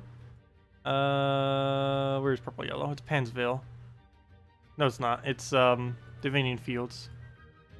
Wrong direction. There it is, Divinian Fields. That would explain why I didn't find it when I was going in the other direction. And let's go try it against not that. How about this? Okay. And let's go try this. The 4x Sacrificial Priest, go. See what he can do. So right off the bat, I'll want to get every mana to full. Before I do that, let me poke him. Ah, he stole my yellow. Oh, we can take purple. He's getting a poke on us, but we can just take the yellow. We'll want to get at least one more of them up here if we can. There we go, that's triple. And he gives us even more mana, though none of it for free. So you'll just kill yourself. Come on, Aberrath. Did we kill itself again? Sure. Come on, Aberef. Kill itself again. Do we have any drops? No, but I'm still gonna take it. He gets a poke. Kill itself again. There we go. Finally got an Aberef. And kill the Aberef that literally just summons. And now we lose because he barriers, and then we just die off whatever he does. Also, if we kill the... Actually, never mind, we already lost. Because if he kills himself, I believe we auto-lose. I forget if that still happens. Well, we'll find out. Never mind. Well, there's Devour. I'm actually curious now. I forget if we auto-lose if he kills himself then summons. I believe the answer now is no, but I know in the past the answer used to be yes. Where if you use Sacrificial Priest when he was the only thing left on your team, he would lose the battle. I don't believe that happens anymore, though. I know they fixed it for Elspeth. I assume they fixed it for him, too. Okay, can we get more Aberefs this time around? I know it's only 30%, so realistically only 1 out of 3 actually, or 1 out of the 4 of them is going to summon it. Too bad we can't target at the enemies. There was a glitch actually this patch for about 1 day where all of these troops were actually able to trigger the enemies. So you could use 4 Sacrificial Priests, or 4 Elspeths actually, just to instantly win against your enemy. It was pretty funny. Let me go take a skull here. He's gonna get justice, nothing I can do about that though. Move that over. And what else? Come on, Aberef. Okay, now I want to see what happens here. If he will summon an Aberef, and if he does, do we lose the battle? But yeah, this isn't gonna win. We're gonna move that down. Didn't get anything that we needed. Restore mana again. And we'll just take the blues. So that makes it so we can't take the yellow now, but we still have other yellows we can go take. Move that away. Take that one over. Don't kill us. No! Oh, come on. I'm not even gonna be able to show it. But yeah, I assume he still gets to keep going. But yeah, that team's not working out, that's for sure.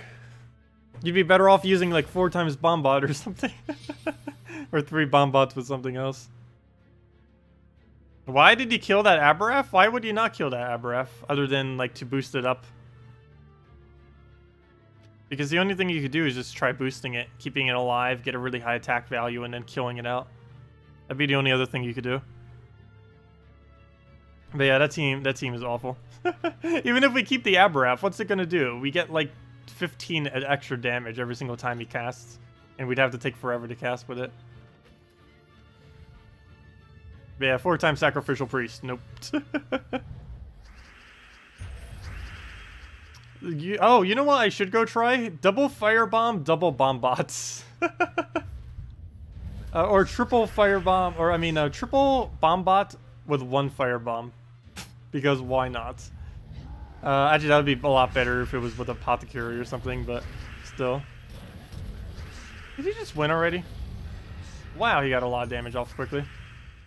We almost died and the game just started, the battle. If he even extra turns us once, we lose Ferris Raw. Yep, didn't get it. Good, he didn't get it either. Let's go give him mana. Maybe we'll get a cast with him. Nice, exactly so. Is that enough to kill anything? Yes, it is. Let's get rid of a summoner. And move that up. Let's cast this again just so we get another kill. He doesn't seem to get any extra turns, so that's fine. Throw that down right there. Actually, didn't even matter which one we hit there. And somehow Ferris Raw is still alive. Oh, I could have taken a red extra turn. Somehow he is still alive. Still alive. Wow. I have no clue how he survived with 2 HP that long against Double Kraken. There we go. Speaking of that, Bombot, Bombot, Bombot, Bombot. Really? No, I'm not going to try with 4 times Bombot. You need something mana generation on it. It's going to die if you don't. We'll try it though. Why not? Bombots. Let's see. Bombot. Bombot. Bomb. And just because it's still a bomb, Firebomb. And +2 Brown Banner. Where is it? There we go. That's close enough. Is that even enough damage to win if we don't take any damage? I don't even think it is. Let me see. That's 26, that's 37, and that's 37 times 3. is barely enough damage. So if they get hit at all, we won't have enough. But hopefully they don't. Okay, right off the bat, we'll take a firebomb. Oh wait, I just realized something. We already lost. I forgot. We need every explosion. But if we kill everything off our team, we actually automatically lose. So, never mind. Even if we win, we lose this battle. And we already lost because he's going to hit us with that skull if I take that. I almost forget he even has Inflame. If he casts, we lose. And we already lost. He poked us. But yeah, that didn't take long. Yeah, that obviously wasn't going to work. Anyways. Too much bombs. That is for sure. Anyways, let me go and... is there anything else you guys want me to try? Preferably something a little bit more serious. Or if you need help building a team or something. What do I want to go do? I want to go do treasure hunt real quick to go at least do some more poke into the amount that we need. So we'll go do this and then go probably switch over to the other account real quick to go do the wait, what did someone want me to go over to the other account for? I know there was something. Oh, was there a random troop challenge, I think, with the other account? I don't think that would work out that well.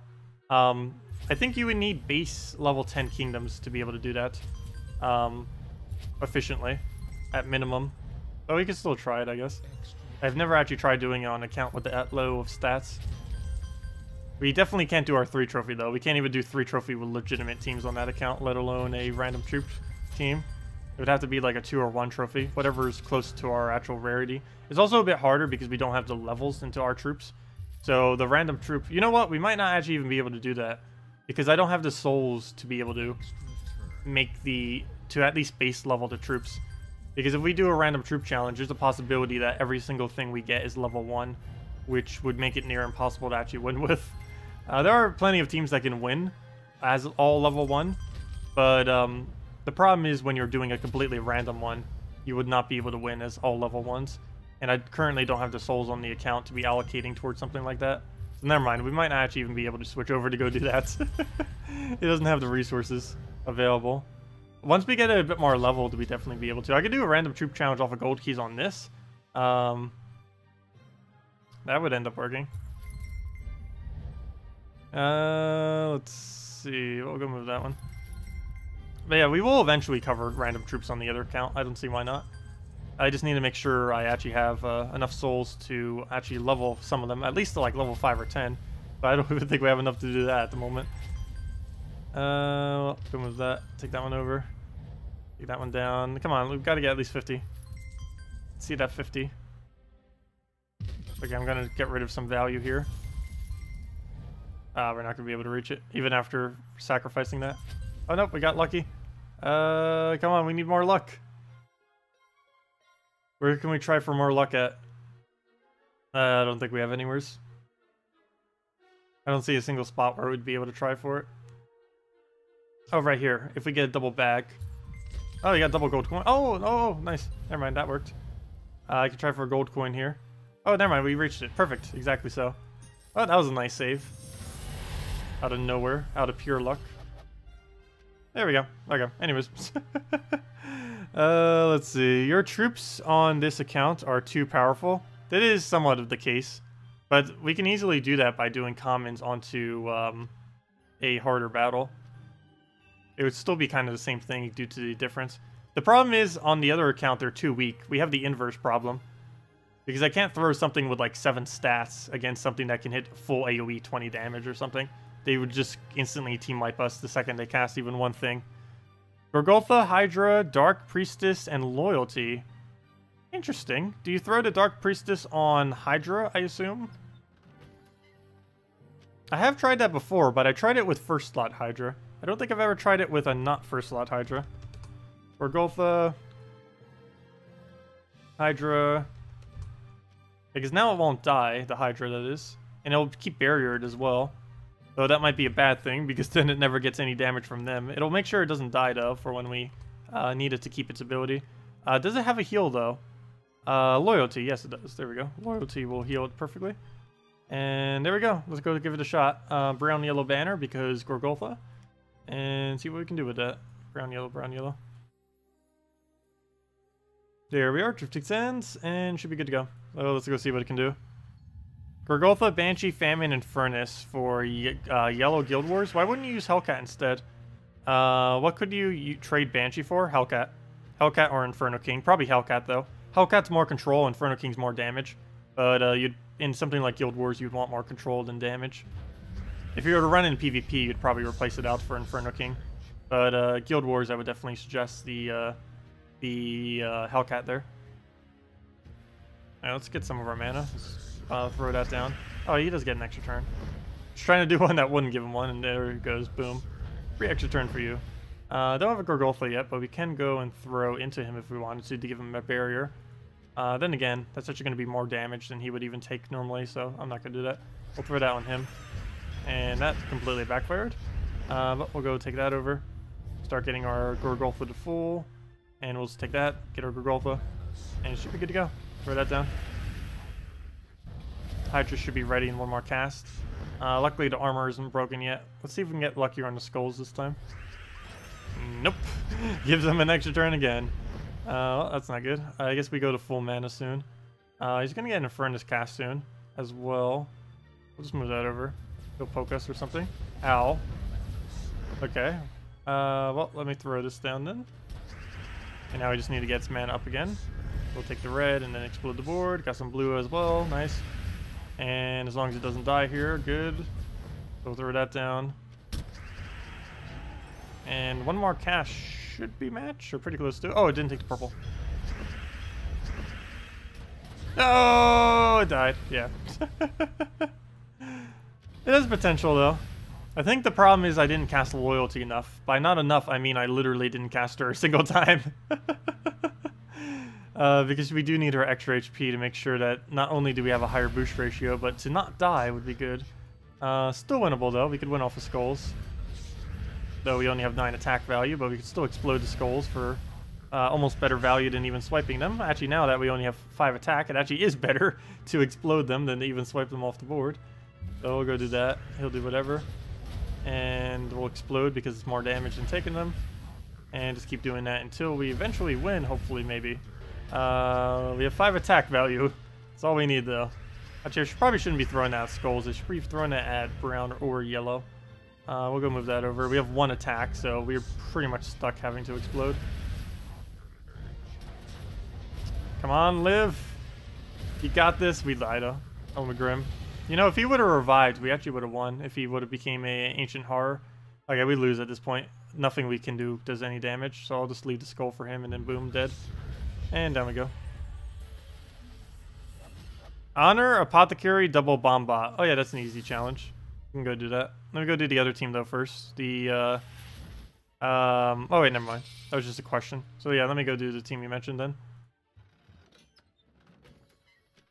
So let's get a honor, a apoth, and a double bomb bot.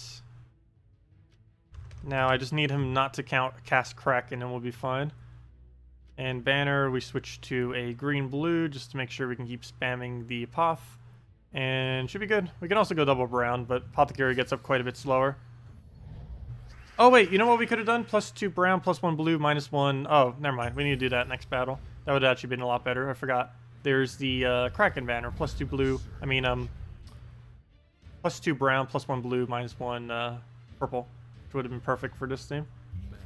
But at least now we have full mana. And pretty much will for the rest of the battle have full mana on her. I don't think we cast that yet. There's so much red. We'll do that there. Get our extra turn. Try and get Apothecary again. Just to get all of our mana up.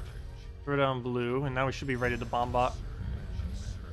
So we'll throw number 1.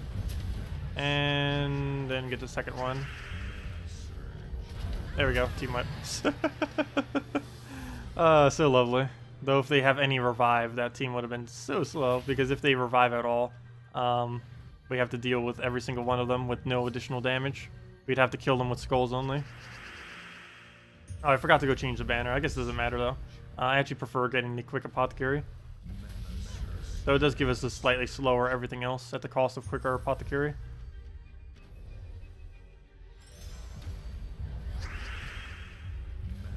And we'll just throw down green, one of the colors we need, but as long as we keep at least brown or green, I mean, as long as we keep green or blue on the board, as long as one of them are highly populated, it doesn't matter. Especially since our banners chose to be in that format. So we'll go for blue here, hopefully it doesn't miss. I guess went okay, but I still need to go get one more cast down, so I think I will throw that now. Get that down, and just move everything. Hopefully get a scroll distract, so he'll take that instead. Doesn't appear to be one. I could always take a brown to try getting it to that point, but we'll just throw that down. And one more will be match. And there we go. Yeah, that's pretty much the team in a nutshell. I guess it's okay against everything that doesn't have a revive of any kind. If they do, though, it makes the battle take just a minute, if not longer, just to kill the extra revive, not counting the rest of the battle itself. Now, so let me go give a redeem code out after this battle. That'll be the last one for today, and the other one will be on Monday, or I should say our next one will be after that. Let's see, we'll throw that down. Get our... Oh, there's nothing really to go for. I guess we go for green. And then we'll just swipe the greens, get this onto, I guess, a purple here. We're getting pretty lucky with always having Apothecary alignment this time around. Or actually all these battles we've been having. Normally don't get the capability to do such a thing. I think we throw this and hope we get full mana. There we go, exactly so. And yeah, that's enough damage. All we have to do is just convert into casting. And down it goes. Oh, never mind, he lived, but down it goes with the skull. Let's see, try this purple team. Vinoxia, Lady Arnerial, Sunbird, and Scorpius. Interesting. Scorpius could be quite potent.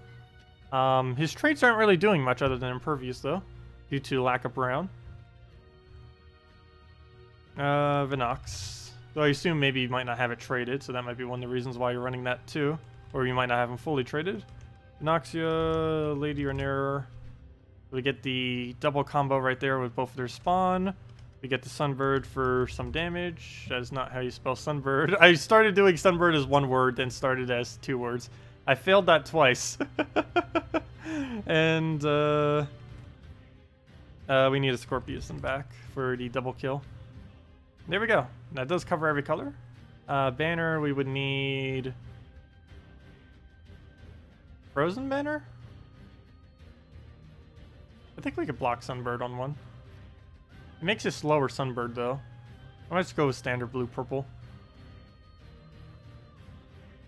Oh, you know what? Let me do that one. Let me go get rid of our one yellow. I don't really need it. It's only being used for one troop. That doesn't even use it once it runs out. Okay, so we'll move that over. Move that one over. And none of the colors that we need are actually available. We'll just move that down.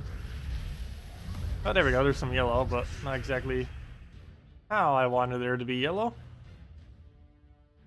And still not much to move around. He's going to get Valkyrie. That might help us, though, if he misses. Nope, no miss. And he has Silent One now, too. So I think we just lose at this point. Nothing has immune to silence other than our last slot. Okay, we got some damage. That's not going to help us, though. That's the most useless one we could possibly get up first. And it did it on its own. Did it all on its own. There we go. We got our double kill if we could ever get an extra turn. Problem is we need the extra turn. There we go. And now we can do it. Okay. We got Vinoxia too, though trying to throw it on this board might not be the best of ideas, but I think I'm going for it. There we go. Trying to see if we can get a loop going here, even though it's not feeding into anything. Well, we got E damage down. And let me get that double kill. Oh! How are you not poisoned? Oh, duh. Vinoxia only poisons one. Why did I think it poisoned everything? Forgot about that. Fail. Anyways. Oh, now our Sunbird's gonna get drained because of the kill that he got. And now we don't use anything with mana at the moment because they're all stuck. Either via silence or via not being able to cast anymore. What did it do? We'll just move that down, I guess. There we go, get a Scope Poke, so he's just gonna get another Core Vash. And that leaves us just with a Sunbird cast, or casting, or just hitting him with skulls off the last slot, which almost is enough to one-shot everything. So move that over. Still can't take anything, so let's move that. We'll take a poke. And now we can finally do stuff, though we still can't take any mana, but we can almost one-shot him with every poke we do. At least with skulls now. So we just need to keep denying him until we get something going. There we go. One down. Valkyrie will be two-shot, but from there it's pretty much match. There we go. And don't need to take that. Move that one over. He can't even do any value out of Silent One, so that's the only good thing about us not being able to use our ability, is him silencing us doesn't really make any difference whatsoever. Take the skull. Didn't get a double poke, unfortunately. But at this point, we pretty much win. All we have to do is take a poke, which he should eventually bait out for us. There it is. Oops. I almost didn't get it, but luckily we got an extra turn. Didn't even need it, though. Humility, Dark Monolith, Azura, and Garnock. Sure. We were mentioning something with him earlier, too. Didn't actually do anything with him, so I guess we'll go and do that. Oh, yeah, let me go give out the redeem code, as I mentioned. Before I forget again. Let me go do that right now. Find one to give out. I'll just do the one next in line. What's the next one in line? I kind of want to keep that one for later. For when it's more relevant. Actually, I think it might be relevant now that I think about it, because we did get a legendary this week. So let me go do this one. It's funny how they spelt it. Let me go copy that. Let me go get that into interface. And should be good to go. Where to go? Redeem code. And paste that in right there. Boom. Legendary. As in dairy. Legendary. The legendary dairy. The dairy of legends. Anyways, there it is. Let me go get the thingy in chat. Save that so we know we used it. And put all the information in. Boom, boom. I'm not a robot. Redeem, and it should work. And yes, it does indeed work. And here is the link. Also, if it's being weird like it was before, just click game code. There's a little bar with a bunch of things that say home, blah, blah, blah, blah. One of them says game code. So if it doesn't bring you directly to a thing, if it brings you to like an error screen of 404 error or something, as long as it still says game code somewhere there, click the game code button, and then it'll still bring you there.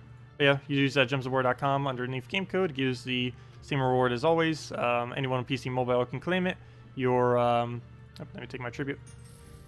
That might be more than the redeem code right there. But your invite code can be found underneath here, underneath your settings menu for anyone under PC Mobile.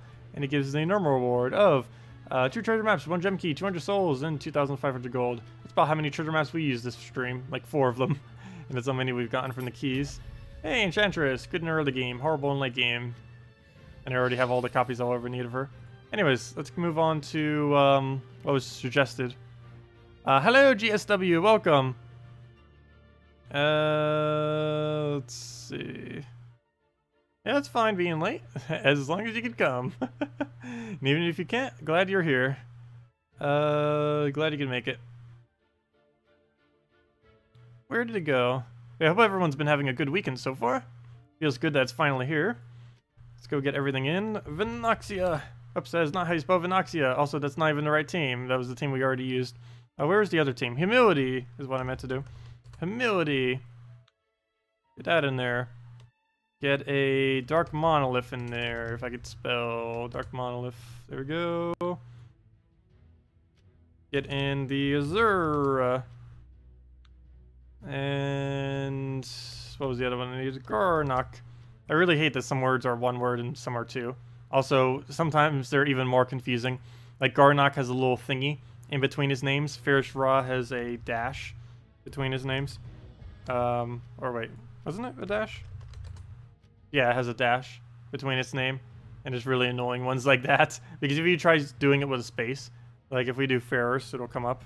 Like Farish Ra, boom. But if we do it with out the little dash and do it like 2 words or something, nope, no Farish Ra for you. Okay, anyways, what's the banner for this? I'm actually leaning towards a blue-purple. Yeah, I think blue-purple. Just for Rush Azura. Let's see, what don't we use? What's the minus green and what's the minus... that's the only color. What's the minus green banner? Isn't it +2 blue, +1 something? +2 blue, +1 yellow. That'll work. Not exactly the exact banner I would want, but it will serve our purpose, given that we don't have green. Though there's a chance we could summon green, but hopefully we don't, if we do get that summon. Hey, I forgot, he starts with half mana, which is somewhat useful. One of the only other useful things he kind of does. Move the blue over, get a purple.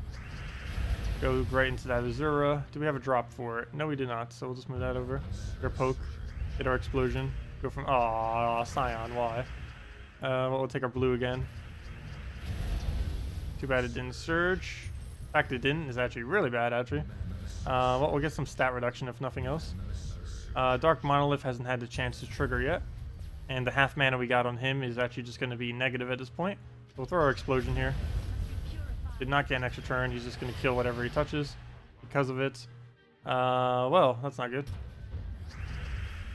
Okay, well, he is at the point where I believe he has -1. So we would be able to hit 48. Or not 48. 84. The reverse of what I just said. 84 to 2 of them. Okay. Do we take reds? We'll smooth that over for now. You start trying to get Dark Monolith or something. Wait, was our Alchemist not put in front of him? The Alchemist is supposed to be in front. Oh wait, never mind. We didn't use the Alchemist version. We used the Azura version. Never mind. That's why I was there. Okay, we'll take the skull. Kill that out. He pokes us. I need to get that last little bit of mana. We'll do that off this red, I guess. And we'll throw that down. Wow, that hits high. And yeah, pretty much just get that up one more time and we win. I don't think it double taps the last troop though when there's only one. But that should still be enough damage just in the single hit to kill it. And down it goes. Yeah, that's way more than enough damage. And down it goes. Yeah, that is quite lethal. See what it can do when it actually doesn't can't get completely denied on mana. Hello, Mally! Can you try Azura, Greenseer, Kraken, and Furnace? Sure, I don't see why not. If anyone else has any other questions or suggestions, feel free to leave them too. Oh, I could have taken actually more brown than that. I didn't have to take it 2 individual times. I've taken 5 times brown into the other thing. Oh well, let's move that down. Extra turn if he doesn't take it. He took it. Well, he didn't take it for an extra turn, but he took away the little area that we needed. Blue into the extra turn. Finally, we actually hit one properly. And let me go throw this down for the mana generation and the 1 damage, just to make sure our Dark Monolith is indeed twice the damage right now. A little bit low on damage, though. I need our humility to be hit quite a bit more. So let's move that over. We'll let it do whatever. We're up to 52 damage to 2 of them, if we can get that off. Let's see if we can get a magic buff or something on it. Let's try this on blue. Nope, HP buff is not what we need. No!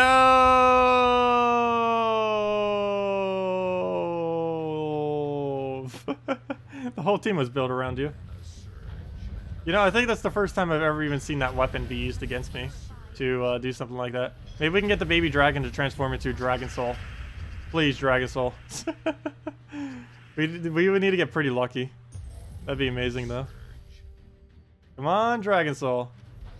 Ah, Bone Dragon. That's not helpful. It would have been in the past. These days it's not, though. Let's go throw this on, I guess, purple, because there's too few blue. And we'll throw this down. Get another humility going. And what do we throw this humility on? I guess purple again. There's so much of it on our team now because of the 2 of them.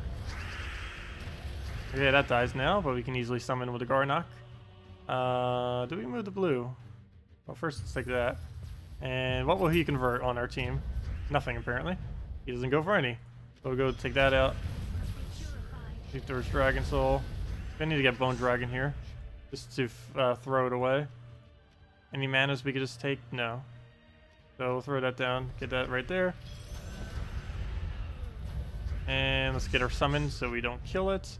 We take the skull first though, move that over. Take that down. Take that down. Here's our explosion, throw that down. Hey, the useless ones. Okay, we'll throw the blue. And now Bone Dragon is pretty much useless. And he doesn't have a baby thing anymore, the eye, so we can't retransform it so we can get something better, unfortunately. He's just stuck there for the rest of the battle. So what we can do is, now that we have armor, we could go do that, kill that out, and poke. And it's pretty much match. Take another poke. The last little bit of damage we need. Blow the entire board. And can we land a Bone Dragon? The answer is yes, though not enough to kill, but that is. Well, that worked a bit odd, but technically it won. Okay, let's go try the other suggested team. What was it? Azura, Greenseer, Kraken, and Infernus. Hey, against Cardinal the Horse. He's still using that Snowy Owl. He absolutely loves that Snowy Owl. It is a pretty good common, though. Actually, if I'm not mistaken, it's actually one of the highest, if not the highest, looping capability common in the game. It's really high up there, if not the absolute highest. I believe it might be, actually. It's not the absolute best looping troop in the game, but it is, as far as low rarity, it's pretty much the best one for looping. Wait, why did I do Green Seer twice? I read green and then I read seer, so I thought, oh, okay. I did has two different ones, both as green seer. Fail. Get a Kraken in there. And obviously you would never use two green seers in a team. You would never use double up of any of them. The only thing that used to be used in the past was multiple Valkyries, but that was back when she had necromancy. There's really no point in multiplying any of the converters as of currently. And what was the other thing we needed? Infernus. We put that in there. Banner. The yellow-purple would be fine. So I believe that is what we go for. I could also go blue-purple, but that would get more in the way, I think. So the standard yellow-purple. We're not missing any colors. Two, I have a liability of us losing the blue if I end up doing it all into her, so I'm not going to bother. So yeah, yellow-purple should be good. That's all ready to go.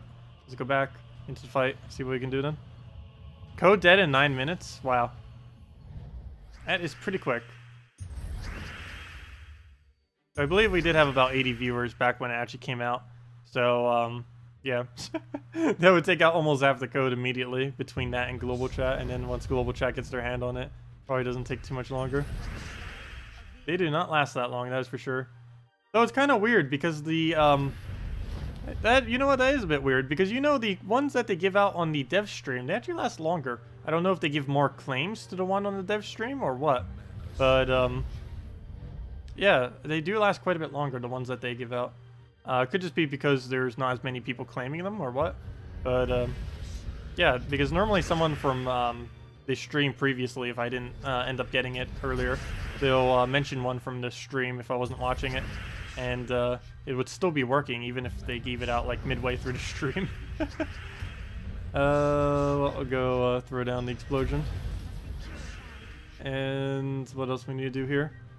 Kraken? It's not enough to kill unless it double extra turns. Well, even then it can't because it doesn't multi-trigger anymore. Never mind. What do we do here? Skull poke. And can we get an extra turn off of anything? Yes. Do that. Get a poke. Kraken into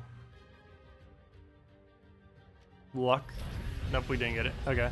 And here goes our Azura, but we could just kill him off in Infernus at this point. All I need is one single mana, so... Oh, oops, I forgot. He's only obtainable off of red right now. So let me go get myself some red, if we can get some red. We cannot get any red. Okay, let's go and swipe something else over. Where can we get it? We'll take, I guess, that right there. Throw an Infernus. I just realized he's using double Behemoth. Why is he using double Behemoth? That used to be a weird strategy. At one point was the strongest team in the game. At the moment, oh no, I don't really think you need double. The team used to be, what was it? As weird as it may seem, these days it would be laughable though. But it's Behemoth, Savasi. Oh, what was the other one? Behemoth, Savasi. That one archer, yellow-purple from Divinian Fields. Why can I not remember her name? She's so useless these days that I can't remember it. But it's the free epic you get from Divinian Fields. It's Behemoth, Savasi, the free epic from Divinian Fields from the quest line. and another behemoth. At one point, that was actually the strongest team in the game, or one of them, which seems really weird. But at the time, full AoEs were there weren't as many, and that was like one of the only ways you could really build something like that really decently. Yeah, oh wow. Yeah, it went so fast some people didn't even get to claim it, apparently. It happens sometimes, unfortunately. I would make them larger if I could, or give out more if we actually had some spares, but we actually have exactly enough at this current moment in time to last until I go on vacation. The dev streams last longer because their streams are too cringe to get as many viewers. They're not that bad. Though I haven't watched them for the last few weeks, or at least in their entirety, so I don't know for sure if that is the case. I don't think it is, though.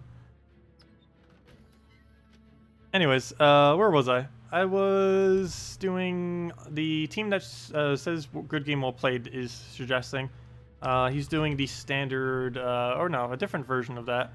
4 times, there's actually a better 4 times Guardian than that. It would be humility.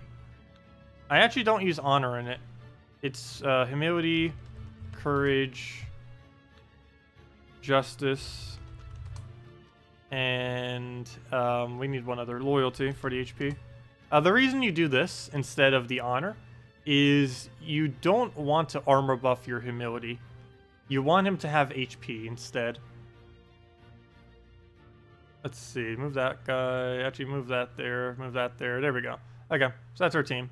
It's basically what you asked for, except different. It's humility, loyalty, justice, and courage. We can put +2 on anything. In this case, I am going to just do it on humility, hoping that we can get a good enough start. Never mind, not Scion. Let's do it against goblins. Like, see Scion. Nope. Not what the team we're about to do. Alright, move that over. Move that over. Get the humility up immediately. Throw this into anything. In this case, looks like we're doing green. Actually, probably should throw it into courage. Goes like that. He'll poke us. It's actually good if he keeps poking us. I need him to damage our humility as much as possible at this point. We'll move that over. Throw this down on yellow. It misses. I need to focus on like one color and stop like hitting all of them. Like, he's gonna get a lot of value here. Come on, need to keep the humility alive. Need more HPs. What do we do here? Guess we just take a yellow and try getting the additional buff still. We'll do that. Looks like blue is pretty nice after he just ruined it. So still gonna go for blue. Yeah, it doesn't fit though. What if he didn't ruin it there? Now he's gonna get a lot of value, take his mana. We have almost no attack value. The whole point of this team is to have a high attack value. That's like one of the ways we actually kill him. A little bit unfortunate that we keep losing it all. Let me try it on a red, I guess. Stop trying to get humility up as much. Throw this onto blue. And go take ourselves some blue, get some green too. We're gonna need the extra life. Throw down skulls. Misses. But we do have some skull pokes to take. And humility finally dies. And we don't have our +2 yellow anymore. I think I used to put it on like +2 blue or +2 red if I'm not mistaken. I just wanted to try getting the humility to stack them out. Did he even do a magic buff though? Yes, he did. He gave loyalty the magic buff. So if we can get a HP buff, that'd be great off these greens. Ah, not a skull. Okay, that's bad. Everything humility did was almost useless now. So now we just need to skull spam until we win. Yeah, goblins are just getting too many extra turns against it. We have no board control really. We get to put some gems on the board, but they're pretty inconsistent. Take the skull. Not to mention we have only skull-oriented attack, so we can't take out any main objectives like that thing. Big grapple pot. That's going to be match. All we have left is 1 courage with 38 attack. Might as well just retreat at this point. But yeah, all versions of 4 times Guardians, they can technically work in early game. I would definitely not advise them, obviously, for late game. They fall off by almost level 50. So they don't really last that long. At best, you'll be able to make them work until like level 100. But almost any team that runs off of just doing skull damage tends to fail most of the time.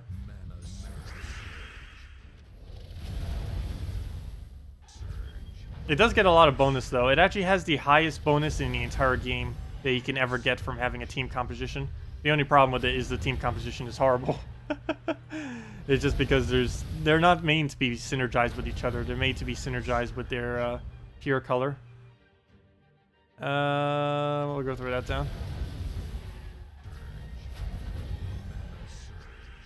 Justice in particular is pretty good with the whole freeze aspect with a bunch of blues. You just put a Valkyrie with it with a bunch of blues, and then boom, you just got yourself a huge amount of mana generation and skull hits. Even lost to the team earlier. It's pretty funny because we haven't been seeing it as much. The whole Justice team thing. It's still really potent though. It hasn't changed. It's just not as many people are running it because there's so many other good options these days. Let me go take that. Why not? We'll get a Fair Shura out of it. Or not. 2 mana short. There we go. Oh, I got an extra turn out of nowhere. Throw that down for another Dragon Soul. Hopefully get him up. Nope, no World Breaker yet. No Fair Shura either, so we'll just keep poking. And now we got it. No extra turn, but we can still throw it. 36 damage is not too bad. We'll throw that down. And I guess we Fair Shura, kill that out, and just wipe. There we go. More of us from Europe are playing, claiming the code when it's this time, 7:40 p.m. Then for dev stream, 1 a.m. They don't stream at 1 a.m., do they? Oh, wait, never mind. Yeah, I forgot. Yeah, they do. Oh, does that mean I stream at 2 a.m. whenever I do my nightly stream? Wow. Never thought about that for, like, way out there. I know that happens, and some people even mention, like, yeah, it's like 1 a.m. I didn't realize it. I guess if you're a little bit more east, it would then be 2 a.m. then, wouldn't it? Interesting. So yeah, my nightly streams are really late then. Wow.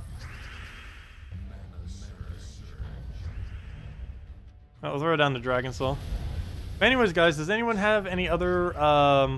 where and when do the devs stream? Oh, they stream every Monday night at 7 p.m. Eastern Standard Time. It's 1 hour prior to my Monday stream. They do it on their Twitch channel, which is... Does anyone have the link to it? I actually don't remember what it is. I know there's a post on the forum. I don't recall exactly what it was. Let me go try checking it on the forum. That probably wouldn't take too long to find it. What was it under? Official news? I don't think it was official news. Nope, it is under official news. Interesting. But here it is. Let me go copy paste this link. This is where they stream. Mondays at 7 a.m. Eastern Standard Time. Or 1 hour prior to when we normally do it. Yeah, there it is. Oh yeah, go use JZG's link. He did it right to it. I did it to the page where it was on the forum. But yeah, just go to JZG's link. That's their Twitch. They only stream on Twitch. They don't do it on YouTube though. I used to do it on Twitch, but I ended up switching primarily to YouTube and then eventually only to YouTube, which is the current state we've been at for a while now.